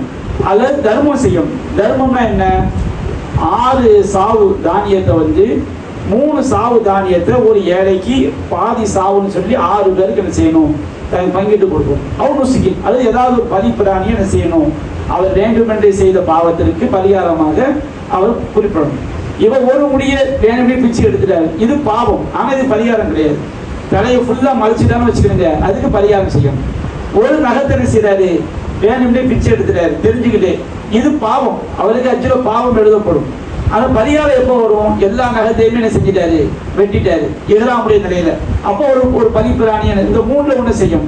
ஒன்னு என்ன செய்யணும், அவர் 3 நோன்பு வைக்கணும். அதை என்ன செய்ய வேண்டும், தர்மம் செய்ய வேணும். ஒரு 6 ஏழைக்கு பாதி சாவு, ஒரு சாவுன்றது ஒரு கையளவு அள்ளி போட்டா ஒரு முத்து, 2 கையளவு அள்ளி போட்டா 2 முத்து, 4 முத்து ஒரு சாவு. அப்போ பாதி சாவு 2 முத்து என்ன செய்யணும், அவரு பாதி சாவு 6 ஏழைகளுக்கு கொடுக்கணும். மொத்தம் 3 சாவுன்னு செய்யணும். ஒரு ஏழைக்கு பாதி சாவை என்ன செய்யணும், பங்கிட்டு கொடுக்கணும். அல்லது என்ன செய்ய வேண்டும், ஒரு பலிப்பிராணியை அறுத்து பலியிட வேண்டும். எந்த ஒரு பாவத்தை வேண்டுமென்றே செய்தாலும். இது ஒரே ஒரு பாவத்துக்கு மட்டும் அது பாவம், ஆனா பரிகாரம் இல்லைங்கிறாங்க. என்ன விஷயம், திருமணத்தின் போது இஹ்ராமின் போது திருமணம் செய்வது. இது அது திருமணமா கருதப்படுமா, திருமணமா கருதப்படாது. ஆனா அதுக்கு என்ன கிடையாது, பரிகாரம் இல்லை என்று, அதுக்கு ஆதாரம் இல்லை என்று நம்ம என்ன செய்யணும் பார்க்கணும். மற்ற எந்த பாவத்தை அறியாம செஞ்சாலும் பிரச்சனை கிடையாது, மறதியா செஞ்சிட்டாலும் பிரச்சனை கிடையாது. வேண்டுமென்றே செய்தால் அவங்க என்ன செஞ்சாகணும், அவங்க பரிகாரம் செய்தாக வேண்டும். இதை நம்ம விளைக்கும். இப்போ ஹரமுக்குரிய எல்லைகள் இருக்கு. ஹரமுக்குரிய மக்கா நீங்க அங்க ஹரமுடைய எல்லைகள் என்ன செஞ்சிருப்பாங்க, உங்களுக்கு ரவுண்டு போட்டு காட்டியிருப்பாங்க. இப்போ அரஃபா வந்து ஹரமுடைய எல்லைக்கு வெளியே இருக்குது. இந்த ஹரமுடைய எல்லைகளுக்குள்ள ஹாஜிகளா இருக்கிறவங்களும் ஹாஜிகளா இல்லாதவங்களும் பேண வேண்டிய ஒழுக்கங்கள் இருக்குது. என்னன்னா, புனித எல்லைக்குள்ள வந்து அங்குள்ள முட்கள் என்ன செய்யக்கூடாது, வெட்டக்கூடாது, வேட்டை பிராணிகளை விரட்டக்கூடாது. நீங்க அங்க போறீங்க, ஒரு புறா நிக்குது, ஒரு முயல் நிக்குது, அதை என்ன செய்யக்கூடாது, விரட்டி விடக்கூடாது, பாட்டு நின்று போகுது. வேட்டை பிராணி என்ன செய்யக்கூடாது, விரட்டக்கூடாது. பிறர் தவற விட்ட பொருட்களை அதை அறிவிப்பவர் தவிர மற்றவர் எடுக்கக்கூடாது. ஒரு பொருள் கீழே கிடக்குது, உங்களுக்கு அறிவிக்கக்கூடிய தகுதி இருக்கணும். அடுத்தவங்களுடைய பொருள் கீழே கிடந்தா அதை வந்து அடையாளத்தை எல்லாம் சரியாக தெரிந்து வைத்துக் கொண்டு ஒரு வருட காலம் என்ன செய்யணும், அறிவிச்சுக்கிட்டே இருக்கணும். எந்த இடத்துல கிடச்சா அந்த இடத்துல அந்த பொருளுக்குரிய வந்து அவர்கிட்ட கொடுத்துக்கணும். அப்போ ஒரு வருட காலம் அங்கே தங்கி இருக்க முடியுமா, தங்கி இருக்க முடியாது. இப்போ நமக்கு நல்ல தெரிஞ்சவங்க இன்னாருடைய பொருள் தான் எனக்கு தெரியுது, அதை எடுத்து அவங்கள்ட்ட கொண்டு போய் சேர்த்துடலாம். யாருடைய பொருளும் தெரியல. அப்போ நமக்கு அதை அறிவிக்கக்கூடிய தகுதி இருந்தால் மட்டும்தான் அதை எடுக்கணும். அது அறிவிக்கக்கூடிய தகுதி இல்லாட்டா நாம பாட்டுக்கு என்ன செய்யணும், போய்கிட்டே இருக்கணும். அந்த தகுதியுடைய அதிகாரிகள் அவங்க வந்து எடுத்து என்ன செஞ்சுக்கிடுவாங்க, அறிவிச்சுக்கிடுவாங்க. அங்குள்ள குறுப்பூண்டுகளை கிள்ளக்கூடாது. இது வந்து ஹரமுடைய எல்லைகளுக்கு வந்து எதிராமல இருக்கிறவங்களும் இல்லாமல் இருக்கிறவங்க பேண வேண்டியது. இது எதிராமல இருக்கிறவங்களுடைய சட்டம் கிடையாது. ஹரமுடைய எல்லைகளுக்கு அனைவரும் என்ன செய்ய வேண்டியது, பேண வேண்டிய சட்டம். இப்ப ஹரமுடைய புனிதங்களை சீர்குலைத்த என்ன சட்டம், அல்லாஹ் சொல்றான், வமை யுரிது ஃபீஹி பில்ஹாஜின் பில்ஹுமின் நுதிகுஹு மின் அதாபின் அலீம். யார் அங்க அநியாயம் செய்து புனிதத்தை சீர்குலைக்க நாடுகிறாரோ அவருக்கு துன்புறுத்தும் வேதனையை சுவைக்க செய்வோம். அப்போ அல்லாஹ் ரப்பல் ஆலமீன் இது ஹரமுக்குள்ள வச்சு போர் செய்யறவங்க தொடர்பாக அருளப்பட்டாலும் புனிதங்கிற வார்த்தையை அல்லாஹ் பொதுவாக பயன்படுத்தி இருக்கனால ஹரமுடைய புனிதத்தை பாதிக்கக்கூடிய எல்லா செயலும் என்னதான், பாவ செயல் தான். அப்ப நம்ம இஹ்ராமுடைய நிலையில இருந்தாலும் இஹ்ராமுடைய நிலையில இல்லாவிட்டாலும் புனித எல்லைக்குள் நாம இருந்தோம்னு சொன்னோம்னா அங்க உள்ள வேட்டை பிராணியை விரட்டுறது, புற்பூண்டுகளை கீழ்றது, கீழே கிடைக்கக்கூடிய பொருட்கள் வந்து நாம் அறிவிப்பு செய்ய முடியாது தெரிஞ்சுக்கிட்டே எடுக்கிறது, அந்த மாதிரி பாவங்களை நம்ம செய்யக்கூடாது, செய்யக்கூடாது. இப்போ நம்ம எல்லையில வச்சு லப்பைக்க உம்ரத்தன் அப்படின்னு சொன்ன பிறகு நம்ம எதுக்குள்ள நுழைஞ்சிட்டோம், உம்ராக்குள்ள நுழைஞ்சிட்டோம். அங்க நமக்கு தல்பியா ஸ்டார்ட் ஆயிடும். தல்பியா வந்து நம்ம என்ன செய்யணும், சப்தமிட்டு சொல்லணும். நபியா நான் சொல்லி காட்டுறாங்க, அல்லாஹ் ரப்பல் ஆலமீன் ஜிப்ரீலை அனுப்பி அந்த தல்பியா வந்து சப்தமிட்டு சொல்வதற்கு அல்லாஹ் செஞ்சிருக்கான், உத்தரவிட்டிருக்கான். ஆண்களும் சப்தமிட்டு சொல்லணும், பெண்களும் சப்தமிட்டு சொல்லணும். பெண்கள் வந்து பிற ஆண்களுடைய பார்வை தன்னை நோக்கி திரும்பும், அது ஆண்கள் கலந்திருக்கக்கூடிய இடத்துல இருந்தால் கொஞ்சம் சப்தத்தை குறைச்சிக்கலாம். இருந்தாலும் அவங்க சப்தமிட்டு சொல்லணும். ஆயிஷா ரலியல்லாஹு அன்ஹா சப்தமிட்டு தல்பியா சொன்னதை பல சஹாபாக்கள் செஞ்சிருக்கிறாங்க, செவியுற்று இருக்கிறாங்க. அல்லாஹ் ரப்பல் ஆலமீன் ஜிப்ரீலை அனுப்பி அந்த ஆமுரு அஸ்ஹாபி யர்ஃபஉ அஸ்வாத்தஹும் பிதல்பியா, என்னுடைய சஹாபாக்கள் தல்பியாவை சப்தமிட்டு சொல்ல வேண்டும் என்று அல்லாஹ் உத்தரவிட்டிருக்கான். நபியா சொல்றாங்க, மூசா அலைஹிஸ்ஸலாம் அவங்க வந்து ஒரு குன்றிலிருந்து இறங்கி வரும்போது சப்தமிட்டு லஹு ஜுஆர் ஃபி தல்பியா, தல்பியாவை கொண்டு உயர்ந்த சப்தம் அவருக்கு இருந்ததை நான் பார்ப்பதை போன்று இருக்கிறது. அப்போ எல்லா நபிமார்களுமே இஹ்ராமுடைய நிலையில தல்பியாவை சப்தமிட்டு சொல்லியிருக்கிறாங்க. அப்ப நாம தல்பியாவை சப்தமிட்டு சொல்லணும். தல்பியா என்பது கோரஸா சொல்றது கிடையாது. உங்களுக்கு எல்லா படக்காட்சிகள்லையும் கோரஸா சொல்ற மாதிரி காட்டுவாங்க, லப்பைக் அல்லாஹும்ம லப்பைக். இது அவங்க சொல்ல வேண்டியது, சப்தமிட்டு சொல்லணும். கோரஸா 10 பேர் சேர்ந்துக்கிட்டு ஒரே கோரஸா சொல்றது அது வந்து பிதா, அப்படி செய்யக்கூடாது. அவங்க என்ன செஞ்சுக்கணும், தல்பியா வந்து நம்ம சொல்லிக்கணும். தல்பியாவுடைய வாசகம் என்ன, நபியானா என்ன வாசகத்தை சொல்லி தந்தாங்களோ அதே வாசகத்தை நம்ம சொல்லிக்கணும்.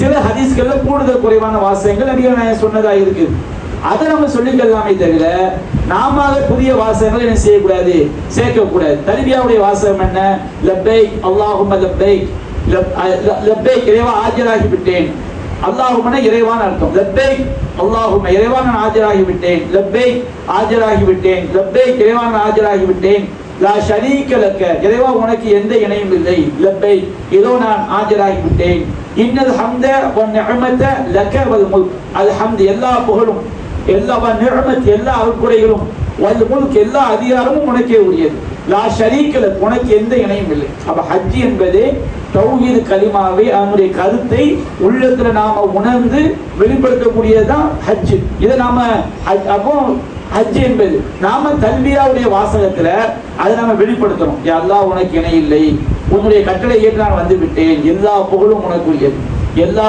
அருட்கொடையும் நீ தந்தது, எல்லா அதிகாரம் உனக்குரியது, உன்னை தவிர எனக்கு எந்த பாதுகாவலும் இல்லை என்கின்ற அல்லாஹ்விடம் சரணடையக்கூடிய நம்முடைய உள்ளத்தில் உள்ள தௌஹீத் நம்பிக்கையை, இதற்காகத்தான் அல்லாஹ் நம்மை படைத்தான், அதற்காகத்தான் நாம் வாழ்கிறோம், அந்த தௌஹீத் நம்பிக்கையில சாவோம் என்பதை வெளிப்படுத்தக்கூடிய விதமாக நம்ம என்ன செய்யணும், தல்பியாவுடைய அர்த்தத்தை விளங்கி நாம சொல்லணும். இது தல்பியா எது வரைக்கும் சொல்லணும், அந்த எல்லையிலிருந்து நம்ம ஆரம்பிக்கிற தல்பியா வந்து, இப்ப நீங்க பிளைட்ல போறீங்க, உங்களுக்கு வந்து காகிதம் போறீங்க, தல்பியா சொல்ல வேண்டியதில்லை, தொழுவுடைய தல்பியா சொல்ல வேண்டியதில்லை, சாப்பிடுறீங்க தல்பியா சொல்ல வேண்டியதில்லை, மற்ற எல்லா நேரங்களிலும் தூங்குறோம் தல்பியா சொல்ல வேண்டியதில்லை. இதை தவிர நாம என்ன செய்யணும், தல்பியா வந்து சொல்லிக்கிட்டே இருக்கணும். எது வரைக்கும் சொல்லணும், ஹரம் மக்காவுடைய கட்டிடங்களை பார்க்கிற வரைக்கும். அதை விட சிறந்தது எது, காபாவை பார்க்கிற வரைக்கும். நீங்க மக்காவுடைய கட்டிடங்களை பார்த்த உடனே தல்பியா பாட்டிக்கிட்டா போதும், அதுக்கும் ஆதாரம் இருக்கு. தல்பியாவை எது வரைக்கும் சொல்லிக்கலாம், காபாவை பார்க்கிற வரைக்கும் தல்பியாவை செஞ்சுக்கலாம், சொல்லிக்கலாம். இப்ப நாம மக்காவில் நுழையிறோம், உங்களுக்கு இருந்து அழைச்சிட்டு போகும்போது சிலர் என்ன செய்வாங்க, ஜித்தாவில் தங்கிட்டு அதுக்கு பிறகு உம்ராக்கு போவாங்க, அல்ல டைரக்டாக உம்ராக்கு போவாங்க. நீ எப்படி போனாலும் பிரச்சனை கிடையாது. மக்காவில் நுழைவதற்கு முன்னாடி குளிக்கிறது சுன்னத், கட்டாயம் கிடையாது. குளிப்பது என்னது, சுன்னத். ரசூல் ஸல்லல்லாஹு அலைஹி வஸல்லம் சுபூ தொழுகைக்கு பிறகு மக்காவுக்கு போயிருக்கிறாங்க. அது வாய்ப்பு இருந்தால் நேரத்துல போகலாம், இதெல்லாம் என்ன செஞ்சுக்கலாம், எந்த நேரத்திலையும் மக்காவுக்குள்ள போய்க்கலாம். ரசூல் ஸல்லல்லாஹு அலைஹி வஸல்லம் பாபுல் முஅல்லாங்கிற வாசல் வழியா நுழைஞ்சிருக்கிறாங்க. அந்த வாசல் வழியா நுழைஞ்சா டைரக்டா ஹஜ்ஜுல் அஸ்வத் வந்துடும், அங்க இருந்தா நம்ம தவாஃபை துவக்கும். அப்போ அல்லது எந்த வாசல் வழியாவும் என்ன செஞ்சுக்கலாம், நுழைந்து கொள்ளலாம். காபாக்குள்ள நுழையும் போது, பள்ளிவாசலுக்குள் நுழையும் போது ஓதக்கூடிய துவா என்ன துவா, அல்லாஹ் மஃப்தஹ்லி அப்வாப ரஹ்மதிக், நம்முடைய வலது காலை வச்சு அல்லாஹ் மஃப்தஹ்லி அப்வாப ரஹ்மதிக், அந்த துவாவை நம்ம என்ன செஞ்சுக்கணும், ஓதிக்கொள்ள வேண்டும். அப்போ மக்காவில் நுழைவதற்கு முன்பாக குளிப்பது எனது சுன்னத். அதே மாதிரி சுபூ தொழுத பிறகு முடிஞ்சா போய்க்கலாம், அல்ல எந்த நேரத்தில் நீங்க போறீங்களோ மக்காக்குள்ள என்ன செஞ்சுக்கலாம், நுழைந்து கொள்ளலாம். இப்போ நம்ம வந்து காபாக்குள்ள போனவன முதல்ல உம்ரா தான் செய்ய போறோம். தஹியத்துல் மஸ்ஜித் என்பது கிடையாது, புரிஞ்சுங்களா? தஹியத்துல் மஸ்ஜித் என்பது நம்ம உம்ரா காண்டி போகும்போது கிடையாது. அப்படி நீங்க உம்ரா காண்டி போகும்போது முதல்ல அங்க போய் தவாஃப் தான் என்ன செய்யணும், மக்காக்குள்ள நுழைஞ்சவன உம்ராவை தான் செய்யணும். நீங்க எத்தனை உம்ரா செஞ்சாலும், இப்போ ஹஜ்ஜுக்காண்டி செய்யக்கூடிய உம்ராக்கு அடுத்து தமத்துமுறை ஹஜ்ஜி செய்யும் போது அந்த உம்ராக்கு அடுத்து அந்த பிற 8 ஹஜ்ஜி தான், இடையில எந்த உம்ராவும் செய்யக்கூடாது. நீ ஹஜ்ஜை முடிச்சிட்டீங்கன்னா உபரியான உம்ராக்கள் என்ன செஞ்சுக்கலாம். அது மற்ற காலத்துக்கு நீங்க உம்ராக்கு போறீங்கன்னா ஒரு உம்ரா முடிச்ச பிறகு உபரியான உம்ராக்கள் நீங்க செஞ்சுக்கலாம். ஆனா நீ எத்தனை தடவை உம்ரா செஞ்சாலும் அந்த உம்ராவை செய்யக்கூடிய தவாஃபுக்கு பேர் தவாஃபுல் குதும். உம்ராவை செய்யக்கூடிய தவாஃபுக்கு பேர் என்ன பேரு, தவாஃபுல் குதும். ஹஜ்ஜில் நம்ம தவாஃப் செய்வோம் பிறை 10ல, அதுக்கு பேர் வந்து தவாஃபுல் ஜியாரா, தவாஃபுல் இஃபாதாம்பா, பிறை 10ல செய்யக்கூடிய தவாஃப். மக்கா விட்டு நம்ம வெளியே வரும்போது ஒரு தவாஃப் செய்வோம், அது வந்து தவாஃபுல் விதா. சரிங்களா? இந்த தவாஃபுக்கு நான் சொல்லக்கூடிய சட்டம் அந்த 3க்கும் உள்ளதுதான், ஒரு சில வித்தியாசங்கள் இருக்கு. அப்ப ஹஜ்ஜில் உம்ராக்கு நாம செய்யக்கூடிய தவாஃப் இருக்கு பாருங்க, அதுக்கு என்ன பேரு, தவாஃபுல் குதும். தவாஃபுக்குரிய எல்லா சட்டங்களும் ஒண்ணுதான். ஆனா உம்ரா செய்யக்கூடிய தவாஃபுக்கு மட்டும் ஆண்களுக்கு தனி சட்டம் இருக்கு. என்ன சட்டம்னா, உம்ராக்கான நீ தவாஃப் செய்யும் போது மட்டும் வலது தோல் புஜம் என்ன செய்யணும், வெளியே தெரிகிற மாதிரி இஹ்ராம் ட்ரெஸ்ஸை வச்சுக்கணும். இது எந்த தவாஃபுக்கு மட்டும்தான், உம்ராக்கு செய்யக்கூடிய தவாஃபுக்கு மட்டும்தான். நீங்க ஹாஜிகளை பார்க்கலாம், ஏர்போர்ட்ல வச்சு வலது தோல் புஜத்தை வெளிப்படுத்தி இருப்பாங்க, அப்படி செய்யக்கூடாது. ஏர்போர்ட்ல வச்சு வலது தோல் புஜத்தை என்ன செய்யக்கூடாது, வெளிப்படுத்தக்கூடாது. தோல் புஜத்தை மறைச்சுதான் இருக்கணும். தொழும்போது கூட சில ஹாஜிகள் என்ன செய்வாங்க, தெரியாம வலது தோல் புஜத்தை வெளிப்படுத்தி தொழுவாங்க. ரசூலுல்லாஹ் ஆண்கள் வந்து தோலை மறைக்காம தொழக்கூடாதுன்னு தடுத்திருக்கிறாங்க. அப்ப இந்த தோலை வெளிப்படுத்துறது உம்ராக்கு செய்யக்கூடிய தவாஃபுக்கு மட்டும்தான். தவாஃப் ஸ்டார்ட் பண்ணும்போது தோலை வெளிப்படுத்தணும். அது வலது தோல் புஜத்துல அந்த ஆடை எடுத்து என்ன செய்யணும், இடது தோல் புஜம் மேல போட்டுக்கணும். இது இப்ப யூத்திபான்னு சொல்லுவாங்க, யூத்திபா. இது ஆண்களுக்கு மட்டும். ரெண்டாவது, இந்த மாதிரி வலது தோல் புஜத்தை வெளிப்படுத்துவது எந்த தவாஃப்ல மட்டும்தான், எந்த தவாஃப்ல மட்டும்தான், உம்ராவில் செய்யக்கூடிய தவாஃப்ல மட்டும்தான். சரிங்களா? ஹஜ்ஜில் 10ஆம் நாள் செய்யக்கூடிய தவாஃபுக்கு இது என்ன செய்யக்கூடாது, வெளிப்படுத்தக்கூடாது. வேற எந்த தவாஃபுக்குமே இது கிடையாது. நீங்க உம்ரா உபரிய தவாஃப் செய்யலாம், அதுலயும் இது வெளிப்படுத்தக்கூடாது. உம்ரா செய்யும் போது மட்டும் என்ன செஞ்சுக்கலாம், வலது தோல் புஜத்தை வெளிப்படுத்த வேண்டும். இது விஷயம். ரெண்டாவது, உம்ராக்கான தவாஃபுல மட்டும் மொத்தம் 7 சுத்து. முதல் 3 சுத்துக்கள் வந்து 8களை பக்கத்துல வச்சு கொஞ்சம் குதிச்சு என்ன செய்யணும், சுத்தம். நெருக்கடி, உங்களுக்கு நெருக்கடியாக இருந்தால் கட்டாயம் கிடையாது. உங்களுக்கு வாய்ப்பு இருந்தா 8களை பக்கத்துல வச்சு என்ன செய்யணும், கொஞ்சம் குதிச்சு சுத்தம். மொத்தம் 7 சுத்தும். முதல் 3 சுத்துக்கள் குதிச்சு சுத்தம், அடுத்த 4 சுத்தம் நடந்து சுத்தம். இந்த ரெண்டும் உம்ராவுடைய தவாஃபுக்கு மட்டும்தான். புரிஞ்சுங்களா? ஹஜ்ஜுக்கு தவாஃப் இருக்கு பாருங்க, அதுல வலது தோள் பூஜை வெளிப்படுத்தவும் கூடாது. ஏழு சுத்தம் எப்படிதான் சுத்தணும், நடந்து என்ன செய்யணும், சுத்தணும். அப்போ தவாஃபுக்காக ஒது செய்து கொள்வது சுன்னத். ஆனா என்ன கிடையாது, கட்டாயம் கிடையாது. இது பெரிய பெரிய இமாம்கள்லாம் ஹதீஸ் அடிப்படையில் ஆய்வு பண்ணி சொன்ன விஷயம். ஒரு சில மதுஹப்ல தான் தவாஃபுக்கு ஒது கட்டாயம் சொல்றாங்க, அதுக்கு ஆதாரம் கிடையாது. நமக்கு குர்ஆன் சொன்ன அடிப்படையில தவாஃபுக்கு ஒது செய்வது சுன்னத், ஒதுவோடு செஞ்சா சிறந்தது. ஆனா ஒது முடிஞ்சு நீங்க தவாஃப் செய்யும் போது எந்த பிரச்சனையும் கிடையாது, சரிங்களா? அதுக்கு ஒது செஞ்சுட்டு தான் தவாஃப் செய்யணும் கிடையாது. காபா ஆலயத்தை 7 தடவை சுட்டது ஒரு தவாஃப். தவாஃபுல் குதூம் செய்யும் போது மட்டும் ஆண்கள் தங்கள் மேலாடையை வலது தோள் புஜம் மட்டும் திறந்திருக்கும் வகையில் செய்யணும், போட்டுக்கொள்ள வேண்டும். இதை நாம விளக்கிட்டோம். இப்ப நீங்க பாருங்க, நம்ம தவாஃப் செய்யும் போது இப்போ இந்த போது இருக்கு பாருங்க, இது மகாம Ibrahim. Subscribe to Creativity channel, do like, share, comment and click the notification bell so that you will be notified every time we post a new video.